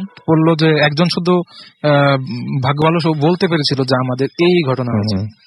পরে ফাইনালি গ্রামবাসী যেটা তাদেরকে ইনফর্ম করলো যে ওই ঘরটাতে, তাও তো অনেকদিন আগের কথা, সেই 90s এর ঘটনা এটা। একটা মেয়ে বেশ মানে নির্যাতিত হয়েছিল যেভাবেই হোক কিছু মানুষের দ্বারা।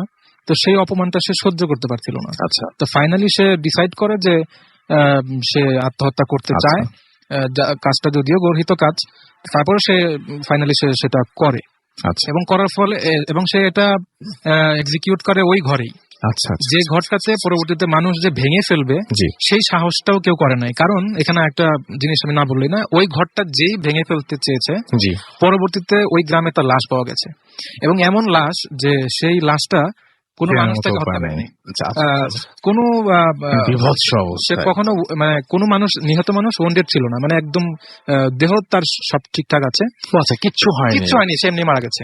এটা হওয়ার কথা না, যদিও মানুষ যে কোনো ভাবে মরতে পারে যে কোনো বয়সে, কিন্তু এই ঘর ভাঙার সাথে এই ব্যাপারটা, এই পরামর্শটা দিয়েছে যে এরকম একটা ঘর ভেঙে ফেলা হোক, সে পরের দিন না হলেও কিছুদিন পর তার অস্বাভাবিক মৃত্যু গ্রামবাসী দেখেছে। বেশ সবাই এটা নিয়ে খুব বেশি উদ্বিগ্ন ছিল। তো তো আমার সেই খালাতো ভাইদেরকে ইনফর্ম করা হলো যে এই ঘরটা এরকমই একটা অভিশপ্ত ঘর, এবং তোমরা যে দেখতে পাচ্ছ এই ঘরটা, প্রশ্ন আসতে পারে যেটা ভেঙে ফেলা হয় না কেন, এই হচ্ছে কারণ। রাসেল ভাই, আমার মনে হয় সেটা ঘরটা এখনো থাকতে পারে। আমি জানি না, অনেকদিন সেই গ্রামে যাওয়াও হয় না, তবে ঘটনাটা আমার কাছে বেশ ইন্টারেস্টিং মনে হচ্ছিল। জাস্ট শেয়ার করার চেষ্টা করলাম। কেমন লাগলাম? থ্যাংক ইউ ভেরি মাচ, অনেক অনেক ধন্যবাদ আপনাকে আপনার ঘটনা শেয়ার করার জন্য। এবং আমরা পরবর্তী ঘটনায় যাব, তবে তার আগে একটা ছোট্ট বিরতি, মানে একটা ছোট্ট ঘটনা জানিয়ে দিচ্ছি, সরি বিরতি না, ঘটনার আগে আরো একটা জিনিস আপনাদেরকে একটু জানাতে চাই। আর সেটি হচ্ছে যে ব্যক্তিগত পরিষ্কার পরিচ্ছন্নতার জন্য বিশ্ববিখ্যাত ব্র্যান্ড বিক নিয়ে এলো বিক বডি রেজার। এটি একটি বিশেষ রেজার যা ব্যবহারে পানি, ক্রিম, ফোম বা জেল প্রয়োজন হয় না, এবং শুষ্ক ত্বকে এটি নারী এবং পুরুষ উভয় ব্যবহারের উপযোগী। মনে রাখতে হবে, এই রেজারটি কেবল ব্যক্তিগত পরিচ্ছন্নতার জন্য, দাড়ি, গোঁফ, শেভের জন্য না। ফ্রান্সের তৈরি বিক বডি রেজার এখন পাওয়া যাচ্ছে আপনার নিকটস্থ দোকানে। আজই খোঁজ করুন, এবং বিক রেজার মানে হচ্ছে পরিচ্ছন্ন শরীর, পবিত্র মন। যাই হোক, আমার মনে হয় যে ঘটনা আপনারা জানতে পারলেন। আমরা চলে যাব আমাদের পরবর্তী ঘটনায়, এবং পরবর্তী যে ঘটনাটি সেটি আমাদের একটা অডিও ক্লিপ শোনাচ্ছি আপনাদেরকে। হ্যালো এভরিওয়ান, সবাই কেমন আছেন? আশা করি ভালোই থাকবেন। আমার নাম উজ্জ্বল আচার্য, আমি ইন্ডিয়াতে থাকি। ইন্ডিয়ার আসামের গুয়াহাটিতে আমার বাড়ি। আমি জাস্ট আমার গ্র্যাজুয়েশন কমপ্লিট করলাম ইন বিএসসি। সো আমি সোজাসুজি আমার ঘটনাতে চলে যাই। এই ঘটনাটা আমার পার্সোনাল এক্সপিরিয়েন্স, আর আমার সাথে ঘটেছে আজকে থেকে 3 বছর আগে, যখন আমার জেঠু জীবিত ছিলেন। এখন বর্তমানে আমার জেঠু জীবিত নেই, বাট আমি ছোট থেকে মাছ ধরতে খুবই বেশি ভালোবাসতাম। আমি প্রত্যেক সানডেতে আমার জেঠুর সাথে মাছ ধরতে যেতাম। আমাদের বাড়ির সামনে একটা জায়গা আছে দীপর বিল নামে, সেটা খুবই একটা সুন্দর ফিশিং স্পট, খুবই সুন্দর জায়গা। সেখান থেকে রোজ মার্কেটে মাছ সাপ্লাই হয়, খুবই মানে সুন্দর একটা বিল। সো এক রোববারে, এক গরমের দিনে আমি আর আমার জেঠু সেখানে মাছ ধরতে গেছিলাম। বলে রাখা ভালো যে ওই যেখানে আমরা মাছ ধরতে গেছিলাম সামনে একটা শ্মশান আছে, খুব বেশি সামনে না, জাস্ট একটু মানে দূরে একটা শ্মশান আছে। আর যেখানে আমরা মাছ ধরতে বসেছিলাম, মানে উপর দিকে রাস্তা, মানে রাস্তার থেকে একটু জাস্ট, মানে রাস্তার দুই পারে বিল, দুই পারেই জল। রাস্তার থেকে একটু নিচে নামলেই মানে আপনি ভালোভাবে বসে মাছ ধরতে পারবেন। সো স্বাভাবিকভাবে আমি আর আমার জেঠু মানে মাছ ধরতে গেছিলাম। রাস্তার থেকে একটু নেমে নিচে নেমে আমরা মাছ ধরছি। গরমের দিন ছিল, ছাতি খুলে বসেছিলাম। সো মাছ ধরতে ধরতে সন্ধ্যা হয়ে গেল, অন্ধকার হয়ে গেল। এখন আর চোখে কিছু দেখা যাচ্ছে না। সো আমরা উঠে গেলাম মাছ ধরা থেকে। মাছও পেয়েছিলাম মোটামুটি। সো আমরা উঠে গেলাম, মানে রাস্তার উপরে উঠে গেলাম। তারপরে আর বলে রাখা ভালো যে রাস্তার মধ্যে, মানে রাস্তার বোথ সাইড দেখা যাচ্ছে, এই পাশে আর ওই পাশে দেখা যাচ্ছে। একটা প্রাণীও ছিল না রাস্তাতে, না কোনো মানুষ না কোনো পশু পক্ষী, কিচ্ছু ছিল না মানে রাস্তাতে। সো আমরা মাছ ধরা তো আমাদের হয়ে গেল। সো আমরা ওই জায়গাটা থেকে উঠে আমরা ব্যাক করছিলাম আমাদের ঘরের দিকে। বাট জাস্ট 30 সেকেন্ড বা 40 সেকেন্ড পরে আমাদের ফট করে মনে পড়লো যে আমরা কিছু একটা ভুলে গেছি। ফট করে মনে পড়লো যে আমরা আমাদের ছাতিটা মানে সেই জায়গাটাতে রেখে এসেছি। আমরা আনতে আনতে মানে ভুলে গেছি ছাতিটা। সো আমরা আবার ব্যাক করলাম জায়গাটাতে যেখানে আমরা মাছ ধরতে গেছিলাম। জাস্ট বেশিক্ষণ হয়নি, জাস্ট 30 to 40 সেকেন্ড। আমরা আবার ব্যাক করলাম, রাস্তাতে কেউ ছিল না, কেউই না। আমরা আবার ব্যাক করলাম। ব্যাক করে আমরা যখনই আমাদের ওই স্পটটাতে গেলাম যেখানে আমরা মাছ ধরছিলাম, আমরা দেখতে পাই, আমি আর আমার জেঠু দেখতে পাই যে আমরা যেখানে বসেছিলাম ঠিক সেখানে একটা মেয়ে উল্টো করে মুখ, মানে ফেসটা অপোজিট সাইডে জলের দিকে, আর চুলটা খুবই বেশি লম্বা, স্বাভাবিকের থেকে খুবই বেশি লম্বা। নর্মালি যেটা মেয়েদের চুল যতটুকু লেন্থ হয় সেটা থেকে হয়তো 2 বা 3 গুণ বেশি লম্বা হবে। মেয়েটা আমাদের থেকে অপোজিট সাইডে মুখ করে বসেছিল, আর আমাদের ছাতিটা হাতে নিয়ে, মানে খুলেনি, জাস্ট ছাতিটা হাতে ধরে বসেছিল আমাদের থেকে অপোজিট সাইডে মুখ করে।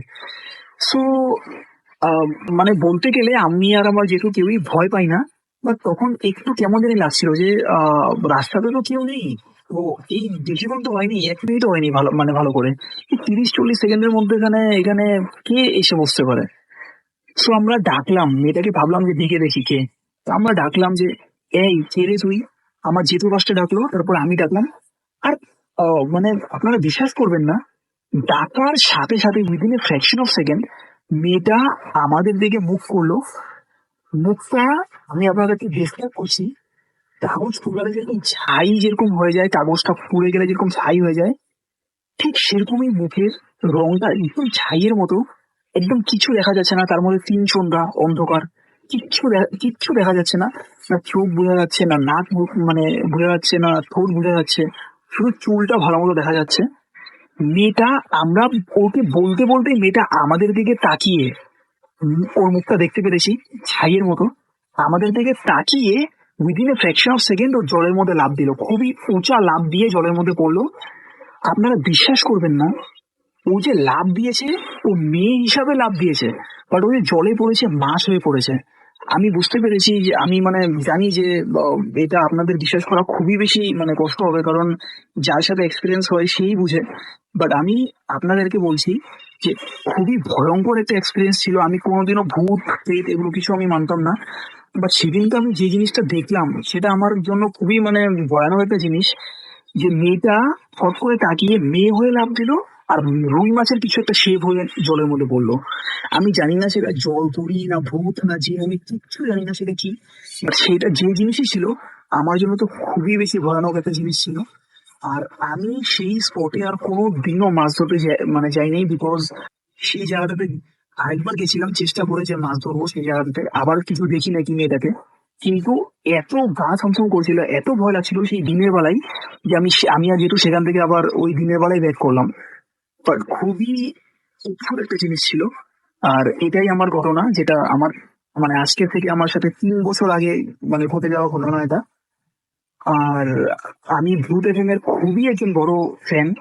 আমি আমাদের ইন্ডিয়াতে ভূত এফএম আসে না, চ্যানেলটা আসে না রেডিও ভর্তি, তাই আমি ডাউনলোড করে হলেও শুনি। আমি খুবই বড় ফ্যান। আর আমি একটা এপিসোড মিস করি না, সব এপিসোড শুনি। আশা করি আপনাদের ভালো লেগেছে। যদি ভালো লেগে থাকে তাহলে আমার কাছে এরকম আরো মানে ঘটনা আছে, হয়তো নিজের সাথে ঘটে যাওয়া না, বাট আরো মুখে শোনা বা ঘরের কোনো মেম্বারের সাথে ঘটে যাওয়া, বাট আমি সেগুলোও শেয়ার করতে চাই। যদি আপনাদের ভালো লেগে থাকে আমি নিশ্চয়ই শেয়ার করবো। Love you Bangladesh, love you all, by.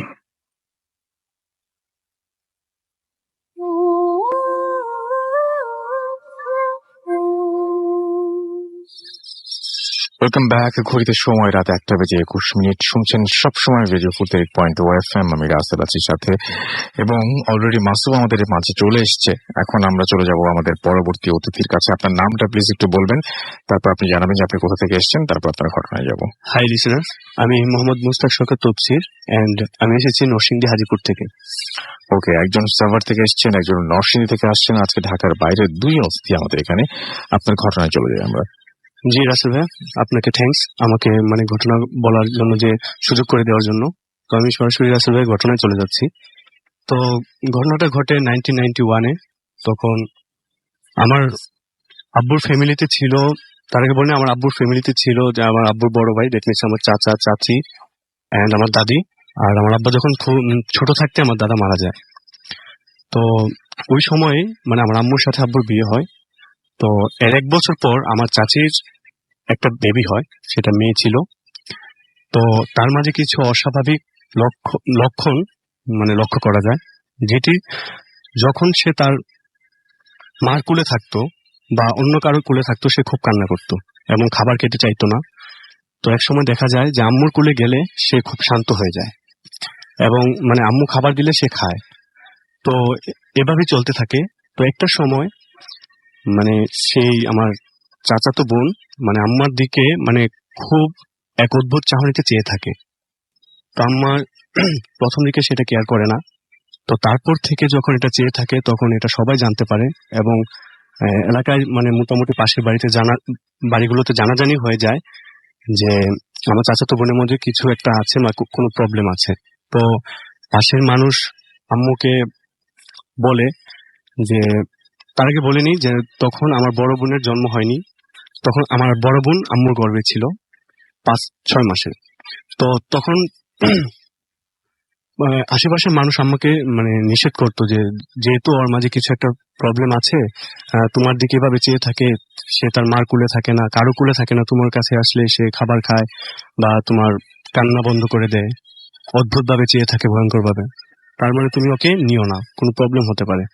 তো আম্মু সেটা শোনার পর তাদের কিছুই বলে না। এন্ড আম্মু মনে মনে ভাবে যে আমার শাশুড়ি যেহেতু আমাকে কিছু বলছে না, দ্যাট মিনস আমার দাদি আর আমার বাবা আমার বাবা ওনাকে আম্মুকে কিছু বলে নাই এই ব্যাপারে।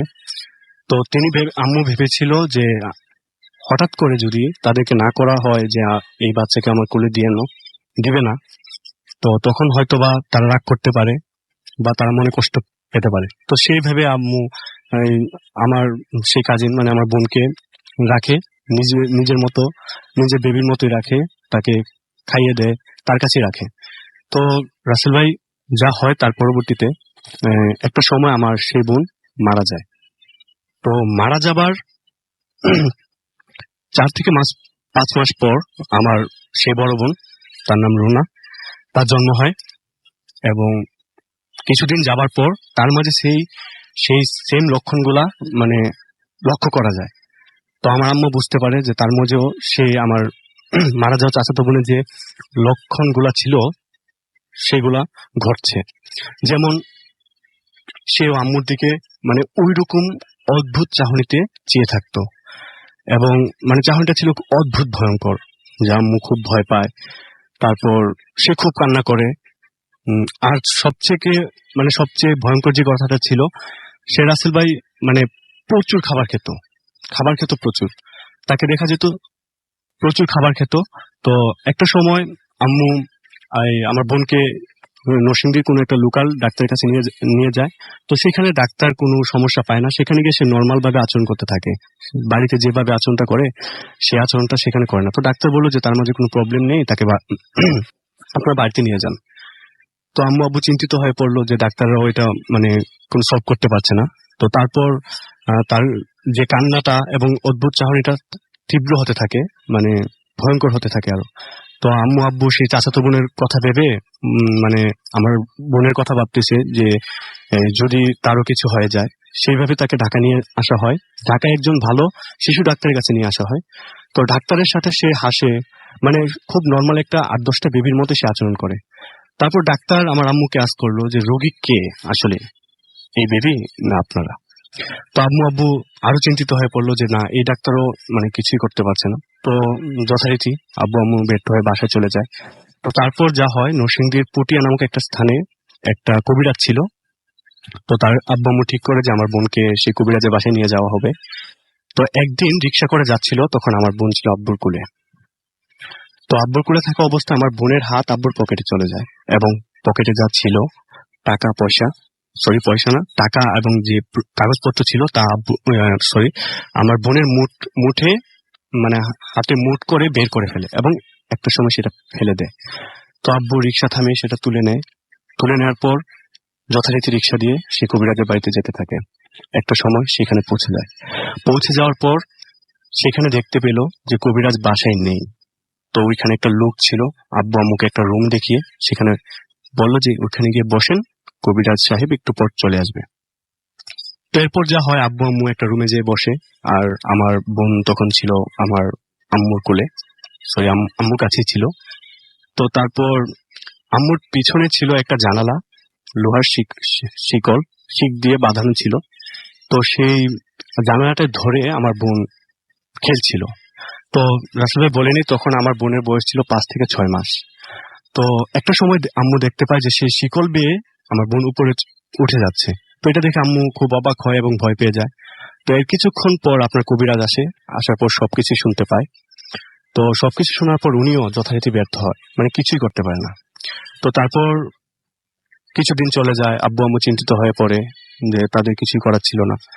তো হঠাৎ রাসেল ভাই একদিন যা হয়, একদিন মানে আমাদের সেই পুরান বাড়ি থেকে এই কান্নার শব্দ শোনা যায় যে আমার আম্মু খুব কান্না করছে, এলাকার মানুষ জড়ো হয়ে যায়। তো তারা সবাই চলে আসে, এসে দেখে যে আমার বোনকে মানে কাপড় দিয়ে ঢেকে রাখা হয়েছে, এবং জাস্ট মুখটা বের হয়েছিল, এবং থুতার নিচে তার হালকা ভাবে নাড়াচড়া করছিল, খুবই অল্প পরিমাণে। তো সবাই ভাবছিল যে মনে হয় আমার বোনটা মারাই যাবে। তো এইভাবে আমার আম্মু যখন প্রচন্ড কান্নাকাটি করছিল, তো পাশের বাড়িতে একজন গেস্ট কোন একটা কাজে এসেছিল। তো তিনি আমাদের বাড়িতে আসে, এসে জানতে চায় যে এখানে কি হয়েছে। তারপর তিনি সকল ঘটনা শোনার পর আম্মুকে বোন বলে ডাকে, এবং বলল যে দেখো, আমি তোমাকে বোন বলে ডাকলাম, এবং আমি তোমাকে কথা দিলাম তোমার মেয়েকে আমি 3 মাসের জন্য হলেও তোমার কোলে জীবিত অবস্থায় রাখবো। আচ্ছা। তো তারপর যা হয়, তার কথা শুনে আম্মু কিছুটা হলেও অবাক হয়। তো তারপর আর সরি বলেনি যে ওই লোকটা ছিল হিন্দু, এবং ভদ্রলোকের নাম ছিল নিখিল। তো তিনি আমার আব্বুর কাছ থেকে পারমিশন নেয় যে আমার বোনকে সে কুলে নিবে। তো আব্বু পারমিশন দেওয়ার পর তিনি কুলে নিল। নেওয়ার পর তিনি কিছু কাজ করলেন, করার পর তিনি আম্মুকে একটা কাজ দেয় এবং আব্বুকে একটা কাজ দেয়, যথাক্রমে দুজনকে 2টা কাজ দেয়। এবং আম্মুকে একটা কাজ দিয়েছিল যে পাশের বাড়ি থেকে আপনার হাড়ি পাতিল, পাশের বাড়ি থেকে আপনার কিছু একটা আনতে হবে, যেটা দিয়ে মানে রান্নাঘরে ব্যবহার করা হয়, কোনো কাপড়। তো আম্মু সেটা নিয়ে আসার পর আমার বোনের 4 হাত পায়ে সেটা চুরির মতো পেঁচিয়ে দেওয়া হয়, এবং আব্বুকে যে একটা কাজ দেওয়া হয় যে মানে আমাদের যে বাড়িটা ছিল সেটাকে রাউন্ড দিতে হবে, কোনো একটা হাতে কিছু একটা নিয়ে, এবং কোনো একটা কিছু পাঠ করে। তো এভাবে চলতে থাকে। তো এভাবে চলার পর হঠাৎ আমার নিখিল আঙ্কেল, যিনি হিন্দু ছিলেন, মানে যিনি বলেছিলেন যে উনাকে সুস্থ করবে আমার বোনকে, তো তিনি সিলেট থেকে একজন লোক নিয়ে আসে। তিনিও হয়তো বা কোনো কবিরাজ ছিল। তো নিয়ে আসার পর উনি আমার আম্মুকে বলল যে আপনি মানে খুব কঠোর হতে হবে, আমরা একটা কাজ করতে যাচ্ছি। তো সেটা শোনার পর আম্মু বলল যে আমি আমার মেয়েকে সুস্থভাবে পাওয়ার জন্য সবকিছুই করতে রাজি আছি, ত্যাগ করতে রাজি আছি। তো একদিন আম্মুকে বলল হঠাৎ করে যে আপনি একটা পাতিলে গরম পানি ফুটান। তো আম্মু সেই কাজ করলো, যে পাতিলে পানি দিয়ে সেই পানি গরম করতেছিল। তো তারা আসলো, কবিরাজ আঙ্কেল, নিখিল আঙ্কেল এবং তার সাথে যে লোকটা ছিল তারা আসলো, এসে আমার বোনকে কোলে নিলেন। কোলে নেওয়ার পর 3 রাস্তার মোড়, সে আমাদের বাড়ির পাশেই ছিল 3 রাস্তার মোড়, সেই মোড়ে নিয়ে যাওয়ার পর একটা তোয়ালে অথবা গামছার মধ্যে আমার বোনকে রাখা হয়। সে রেখে আমার মানে সেই তোয়ালাটা উপর তারা ধরে রাখে, এবং ধরার পর যে চুলা থেকে নিয়ে যাওয়া যে গরম পানি, সদ্য ফুটানো পানি আমার বোনের উপর ঢেলে দেওয়া হয়। আচ্ছা। তো ঢেলে দেওয়ার পর রাসেল ভাই যা হয়, একজন সাধারণ মানুষের উপর যদি সেই পানিটা ঢেলে দেওয়া হয় তাহলে দেখা যাবে মানে তার অস্তিত্ব মানে টিকেই থাকবে না। যে গরম ছিল সেই পানিটা, মানে হাড় মাংস সম্পূর্ণ আলাদা হয়ে যাবে। কিন্তু রাসেল অবাক হলে সত্য, আমার বোনের কিছুই হয়নি। তবে যা হয়েছে, তার মুখটা বিকৃত হয়ে যায়, এবং তিনটা চিকন কণ্ঠে তিনটা শব্দ বের হয়। সেই শব্দ বের হয় যেটা সবাই দেখে। তারপর কবিরাজ আঙ্কেল আমার বোনকে নিল, কিন্তু সে সম্পূর্ণ সুস্থ। তার মাঝে কোনো ওইরকম মানে বোঝাই যাচ্ছিল না যে বা কোনো ধরনের পুরা চিহ্ন কিচ্ছু ছিল না। সে সম্পূর্ণ সুস্থ ছিল। কবিরাজ আঙ্কেল বললো যে যান, ওকে বাসায় নিয়ে যান, ঠান্ডা পানি দিয়ে গোসল করিয়ে নিন। তারপর আমার বোন সম্পূর্ণ সুস্থ হয়ে গেল। আর এখন আমার বোন মানে দুজনের মা এবং সেই সম্পূর্ণ বোন সুস্থ। এখনো বেঁচে আছেন হ্যাঁ, আপনার? এখনো Okay. বেঁচে আছে। আচ্ছা, এবং জি। তিনি এখন মানে বেশ ভালোই আছেন এবং তিনি এখন হ্যাঁ, এখন সম্পূর্ণ সুস্থ। এরপর থেকে আমার বোনের সাথে আর কিছুই ঘটেনি, আর কোনো সমস্যা হয়নি। হ্যাঁ, রাসূল। অনেক ধন্যবাদ আপনাকে আপনার ঘটনার জন্য, এবং আপনার বোনের জন্য অনেক অনেক দোয়া করি আমরা যেন উনি সুস্থই থাকেন এবং উনি নিরাপদে থাকেন, সেই ব্যাপারটা অবশ্যই। এবং আপনি নরসিংদী থেকে এসেছেন, এতদূর থেকে এসে আমাদের সাথে ঘটনা শেয়ার করলেন, এই জন্য আপনাকে অনেক অনেক অনেক অনেক ধন্যবাদ। জি রাসূল ভাই, আপনাকেও ধন্যবাদ। রাইট, আমরা চলে যাব আমাদের পরবর্তী অতিথির কাছে। তবে তার আগে আমরা কিছু জিনিস একটু কিছু আমরা এখানে কিছু মেসেজ রয়েছে আমাদের ফেসবুকে, যারা ইনবক্স করেছেন তাদের কিছু জিনিস আমি পড়ছি। উৎস লিখেছেন, লিসনিং ভূত FM from Canberra, Australia. It's 5:30 a.m. here and I'm enjoying the show in a freezing cold 3 degrees Celsius একটা তাপমাত্রা এখন, টেম্পারেচার, এবং স্টোরিজ আর nice. Thank you Bhoot FM team, you are most welcome and thanks for being with us. এবং আশা করছি যে পুরোটা সময় আমাদের সঙ্গে থাকবেন এবং এত কষ্ট করে এই সকালবেলায় উঠে যে আমাদের সঙ্গে আছেন, এই জন্য আমরা নিজেরাই নিজেদেরকে ধন্য মনে করছি। আরিফুর রহমান জুয়েল আমাদের সাথে রয়েছেন, ইটালি থেকে তিনি আমাদেরকে শুনছেন, এবং সবই ফেসবুক থেকে পড়ছি। আশরাফুল ইসলাম সুজন আমাদের সাথে রয়েছেন এবং তিনি বলেছেন যে রাসেল ভাই কালকে কাজ আছে, কাজ আছে এবং কালকে ডাউনলোড করে শুনবো। এটা সম্ভবত উনি মালয়েশিয়া থেকে লিখেছেন। এটা আমি এই ব্যাপারটাতে একটু জিনিস হচ্ছে কি, যে একটা ব্যাপার হচ্ছে কি, যে সবচেয়ে বড় মুশকিল হয়ে যায় আমরা তো শো আপলোড করি না, যার জন্য হয়ে যায় কি, যে আপনারা যখন ডাউনলোড করে শোনেন ম্যাক্সিমাম ক্ষেত্রেই আপনাদের সাউন্ড বা অডিও কোয়ালিটি অনেক খারাপ আসে। এটাতে কিন্তু আমাদের কোনো ফল্ট নাই, কারণ আমরা লাইভ শোনানোর জন্য আপনাদের সমস্ত ব্যবস্থা করে রেখেছি। হয় আপনারা 88.0 FM এ শুনবেন, অথবা আপনারা ফুর্তি অ্যাপ নামিয়ে নিয়ে শুনবেন, বাট ডাউনলোডের কোনো দায়িত্ব কিন্তু আমাদের নাই। আশরাফুল ইসলাম সুজন, আপনি বুঝতেই পারছেন, বাট আপনার কিছু করার নাই, যদিও আপনি অনেক মানে এখন যেহেতু কালকে কাজ আছে এবং আর্লি আপনাকে ঘুমিয়ে যেতেই হবে। মারুফ তুহিন কুয়েত থেকে আমাদের সাথে রয়েছেন এবং 2012 থেকে আজ পর্যন্ত তিনি মনে হয় না কোনো শো মিস করেছেন, তাই লিখেছেন। জুবায়েদ সরকার আমাদের সাথে রয়েছেন সৌদি আরবিয়া থেকে, এবং তিনি বলছেন কিভাবে SMS করবো, আপনার তো পেয়ে গেছি, সুতরাং কোনো চিন্তাই করবেন না আপনি। আসিফ মুস্তাফা তিনি লিখছেন, listening for Assam, India, and thanks for being with us, এবং thanks everyone। আমার কাছে মনে হয় যে আপনারা যে এত কষ্ট করে এতক্ষণ পর্যন্ত আমাদের সঙ্গে জেগে আছেন, এটাই অনেক অনেক অনেক অনেক অনেক বড় ব্যাপার, এবং আপনারা যে আমাদের সঙ্গে আছেন আমরাও এই কারণে অনেক বেশি উৎসাহ পাচ্ছি, অনেক বড় ইন্সপিরেশন আপনারা প্রত্যেকে আমাদের জন্য। সো আপনার জেগে থাকাটা আমি যেন সার্থক করতে পারি, সেজন্য আমার জন্য সবসময় দোয়া করবেন, এবং আপনাদের কাছ থেকে প্রচুর ঘটনা চাই। ঘটনা পাঠাতে হলে যেটা করতে হবে, মোবাইলের মেসেজ না, ঘটনা পাঠাতে হবে আমাদের ইমেল অ্যাড্রেসটা ফার্স্ট অফ অল মনে রাখতে হবে। আমাদের ইমেল অ্যাড্রেস হচ্ছে bhutfm@radio40.fm, which is bhutfm@radiofo@radio.fm। আর আমাদের ইমেল করা ছাড়াও এখন আপনি SMS করতে পারেন। SMS করতে হলে মোবাইলের মেসেজ অপশনে গিয়ে টাইপ করতে হবে ফুর্তি, FORTI, ফুর্তি স্পেস দিয়ে লিখতে হবে আপনার নাম, স্পেস দিয়ে আপনার মেসেজ পাঠিয়ে দিতে হবে 9840 নাম্বারে। দেখতে পাচ্ছি আলমাস আলী সিলেট থেকে আমাদের SMS করেছেন। আরিফ লিখেছেন, আমি একটা গল্প শেয়ার করতে চাই, আমি একটু আগে ইমেলের সব বিস্তারিত জিনিস জানিয়ে দিলাম। মারজুক ময়মনসিং থেকে আমাদের সঙ্গে রয়েছেন। এছাড়া আমাদের সঙ্গে দিন ইসলাম নারায়ণগঞ্জ থেকে রয়েছেন। এছাড়াও রয়েছেন আমাদের সঙ্গে দেখতে পাচ্ছি মাহি, এছাড়াও আমাদের সাথে রয়েছেন দেখতে পাচ্ছি ইনিয়া, এছাড়াও আমাদের সাথে রয়েছেন জাকারিয়া সহ আরো অনেকে। আপনি যদি আমাদের সঙ্গে থাকতে চান বা SMS পাঠাতে চান, তারা নিয়মটি তো জানেনই, আমাদেরকে ইমেইলও করতে পারেন। ফেসবুকের অ্যাড্রেস বলে দিচ্ছি, www.facebook.com/radio.furti and www.facebook.com/bhutfm.russell। আমরা চলে যাচ্ছি একটা ছোট্ট বিরতির পরে আবার এখনই ফিরে আসবো। সেই পর্যন্ত আমাদের সঙ্গে থাকুন। Stay tuned to Radio Furti and don't stop the Furti. FM, the night comes alive with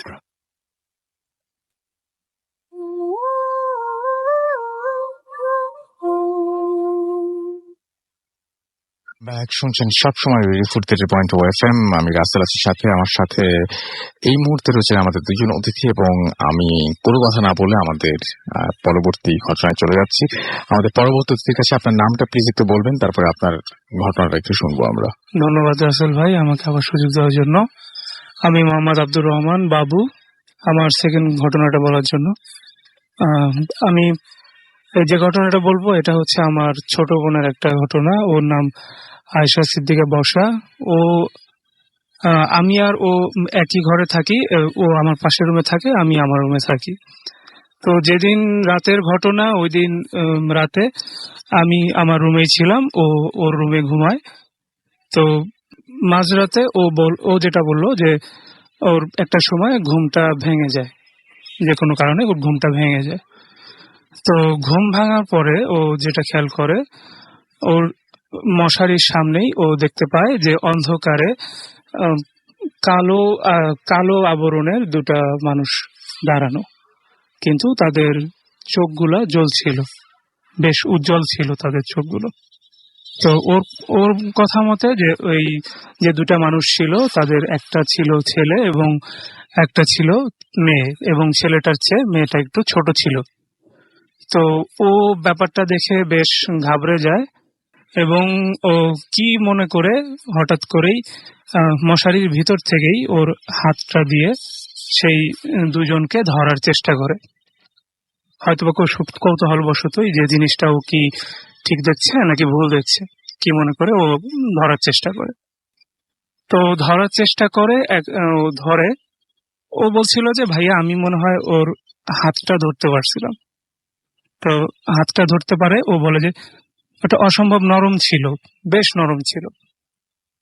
তো এটা দেখেই ও ওর সর্বশক্তি দিয়ে প্রথমে চোখ বন্ধ করে ফেলে। চোখ বন্ধ করে জিনিসটাকে ভোলার চেষ্টা করে, বাট বলতে পারে না।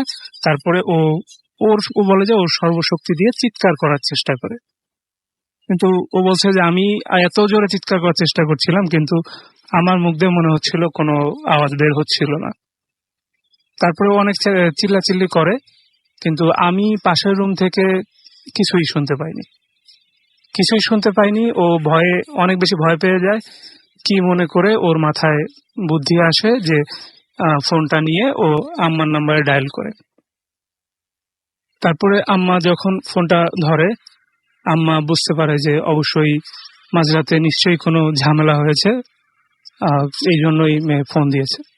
তো আম্মা ঘর থেকে বের হয়ে আসে, দৌড়ে আসে, এসে আমার রুমে জোরে জোরে দরজায় নক করতে থাকে। কিন্তু আমি তখনও ঘুম থেকে জাগিনি।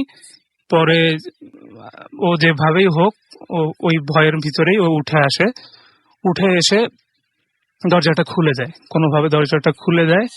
তখন আমি জাগি। তো তারপরে আম্মা ওকে নিয়ে আম্মাদের রুমে যায় এবং ওকে আম্মার পাশের রুমে ঘুমাইতে দেওয়া হয়। তো ও তখনও ভয়টা পাচ্ছিল এবং ও বলল যে ভাইয়া আমি ওই জিনিসটা ফিল করিনি, কিন্তু আমি তারপরে যখন শুই আমি অনেক বেশি নুপুরের শব্দ পাচ্ছিলাম। মনে হচ্ছিল যে আমাদের টিনের ছালে কেউ একজন নুপুর পরে অনবরত একবার সামনের দিকে এবং একবার পিছনের দিকে হাঁটাহাঁটি করছে। এই ছিল আমার সেকেন্ড স্টোরি। রাসেল ভাই, অনেক ধন্যবাদ আপনাকে আপনার ঘটনার জন্য। আমরা চলে যাব আমাদের পরবর্তী অতিথির কাছে, তবে তার আগে জানিয়ে দিয়ে আমাদেরকে SMS করতে হলে মোবাইলের মেসেজ অপশনে টাইপ করুন ফুর্তি FORTI ফুর্তি স্পেস দিয়ে লিখুন আপনার নাম, স্পেস দিয়ে আপনার মেসেজ পাঠিয়ে দিন 9840 নম্বরে। আমাদের যদি ইমেল করতে চান, আমাদের ইমেল অ্যাড্রেস হচ্ছে bhutfm@radiofurti.fm, which is BHWTFM@RADIOFORTI.FM। আপনারা যারা আমাদের সাথে ফেসবুকে থাকতে চান তারা চলে যান www.facebook.com/radiofurti, www.facebook.com/bhutfm.russell। আমার খুব খারাপ লাগছে, আমরা একটা জিনিস ওপেন করেছিলাম যে SMS আপনারা ফেসবুকে ইনবক্স করবেন এবং সেইখানে যারা দেশের বাইরে রয়েছেন তারা যেন কানেক্টেড থাকতে পারেন সেই জন্য। কিন্তু এখন দেখতে পাচ্ছি অনেকেই ঢাকার মধ্যে বসে অনেকে চমৎকার ভাবে বাইরে আছি, অমুক জায়গায় আছি, তমুক জায়গায় আছি, বাংলাদেশের মধ্যে বসে এই সমস্ত কথা বলছেন। ছোট ছোট জিনিসে ছোট ছোট অপরাধদের প্রবণতা থেকে মানুষ কিন্তু অনেক বড় দিকে চলে যেতে পারে। সুতরাং আমার যেটা মনে হয় যে এই সামান্য একটা SMS আপনার পড়া হবে বা আপনার একটা মেসেজ পড়া হবে, এই জন্য এই মানে ফালতু একটা মিথ্যা কথা বলাটা প্লিজ এটা বাদ দিবেন প্লিজ। যদি আমাকে আমাকে যদি শুনতে খারাপ লাগে বা আমার কথা যদি পছন্দ না হয়, I am really sorry, but এটা সত্যি যে আপনি এই ছোট্ট একটা ব্যাপারের জন্য কেন মিথ্যা বলছেন ভাই। চলে যাবো আমরা আমাদের পরবর্তীদের কাছে। আপনার নামটা প্লিজ একটু বলবেন, তারপর আপনার ঘটনা শুনবো আমরা। আচ্ছা, আবার আপনার নামটা বলতে হবে আরেকবার। আমি ফাহিম বিন ইমরান। আমি যে ঘটনাটি বলতে যাচ্ছি সেটা আমার মামার সাথে ঘটে যাওয়া একটি ঘটনা। জি। আমার মামা চারুকারু কলার একজন স্টুডেন্ট।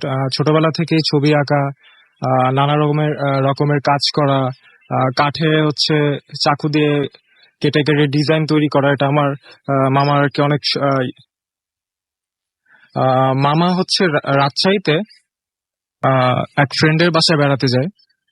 ওখান থেকে, আমি মসজিদটার নাম বলছি না, একটি মসজিদ আছে অনেক ঐতিহ্যবাহী মসজিদ, সেখানে গিয়ে মসজিদ যখন মামা পরিদর্শন করে, মসজিদের গেটটা দেখে মামার অনেক ছবি তোলে ওখানে, এবং সে বাসায় ফিরে সেই ছবিটা একটি ডিজাইনের মাধ্যমে কোনোভাবে ওয়ালমেটের মতো তৈরি করে দেয়ালে টাঙিয়ে রাখার একটি চিন্তা করে। এখন সে এটা বানানোর জন্য কিছু নরম মাটি বাহির থেকে এনে সেই ছবিটি দেখে সে ডিজাইনটি ব্লেড দিয়ে কেটে কেটে অর্ধেক কাজ করেই ঘুমিয়ে পড়ে। এখন ঘুমিয়ে পড়ার মাঝে মামা স্বপ্ন দেখে যে কিছু কালো কাপড় পরিহিত কিছু লোক এসে মামাকে বলছে যে তুই আমাদের কারুকাজে কেন চাকু দিয়ে আঘাত করেছিস, তুই আমাদের হৃদয়ে আঘাত করেছিস। এখন মামা এসব স্বপ্ন দেখে ঘুমের ভিতরেই ছটফট করতে থাকে। হঠাৎ একজন সাদা কাপড় পরা ব্যক্তি এসে বলে যে না, ওকে তোরা কিছু করিস না, ও তো জেনে শুনে কাজটি করেনি। এখন হঠাৎ তাদের মধ্যে একজন কালো কাপড় পরা লোক মামার হাতে ঠিক চাকু দিয়ে একটি আঁচড় কেটে দেয়। তারপরেই মামা ঘুমের ভেতরেই হঠাৎ করে চিৎকার করে জেগে ওঠে। এখন মামা জেগে ওঠে, আমার অন্য রুম থেকে নানি চলে আসে মামার কথা শুনে। তারপরে মামা বলে যে না, কিছু হয়নি মা, আমি এমনি একটি স্বপ্ন দেখেছিলাম। তারপরে নানি চলে যায়। হঠাৎ এখন সকালবেলা উঠে মামা দেখতে পায় যে তার হাতের বাম পাশের হাতে চাকু দিয়ে কাটা একটা দাগ। মনে হয়েছে যে এটি হয়তোবা 4-5 ঘন্টা আগেই কোনোভাবে কেটে গিয়েছে, কিন্তু মামা এটি স্বপ্নে দেখেছিল যে কেউ একজন তাকে আঘাত করে এটা কেটে দিয়েছে। এখন এটাই ছিল রাসেল ভাই, কেমন করে হয়েছে ঘটনাটি, মামা আজও সেটার ব্যাখ্যা পায়নি। অনেক ধন্যবাদ আপনাকে আপনার ঘটনার জন্য। আমি দেখতে পাচ্ছি যে ফেসবুকে এখনো অনেকেই আমাদের অনবরত দেখতে পাচ্ছি রাজু আহমেদ, তারপরে আমাদের এখানে দেখতে পাচ্ছি DJ M Hasan, Tanzila Trisha Canada থেকে, তারপরে আমাদের এখানে সাম্বির কানাডা থেকে লিখছেন। এছাড়া আমাদের এখানে সাব্বির হোসেন লিখছেন, আমাদের সাথে রয়েছেন, তিনি আমাদের সাথে রয়েছেন দেখতে পাচ্ছি। এছাড়াও দেখতে পাচ্ছি আর যে রনি, এছাড়াও মাহাদি হাসান আদিব, তারপরে আমাদের সাথে রয়েছেন দেখতে পাচ্ছি আরো এখানে একের পর এক আসছে তো আসলে সুখ। আচ্ছা, আমাদের সাথে জিলান, সুখহীন জীবন, এই টাইপের নাম দিয়ে লেখাটা খুব ডিফিকাল্ট আমাদের সাথে পড়ার জন্য, বিশেষ করে ভূতের মতো একটা প্রোগ্রামে হাস্যকর কোনো নাম পড়াটা একটু ডিফিকাল্ট। তো যাই হোক, হাবিবুর বাসার বাপ্পি আমাদের সাথে রয়েছেন দেখতে পাচ্ছি এমডি সাইফুল ইসলাম, এছাড়া আমাদের সাথে রয়েছেন দেখতে পাচ্ছি জিলান হাসনাত, এছাড়া আমাদের সাথে এসকে সিকান্দার খান, এছাড়াও সাহাব আনোয়ার সহ আরো অনেকে দেখতে পাচ্ছি আমাদের এখানে লিখে যাচ্ছেন। And thank you very much যারা এতক্ষণ পর্যন্ত আমাদের সঙ্গে ছিলেন।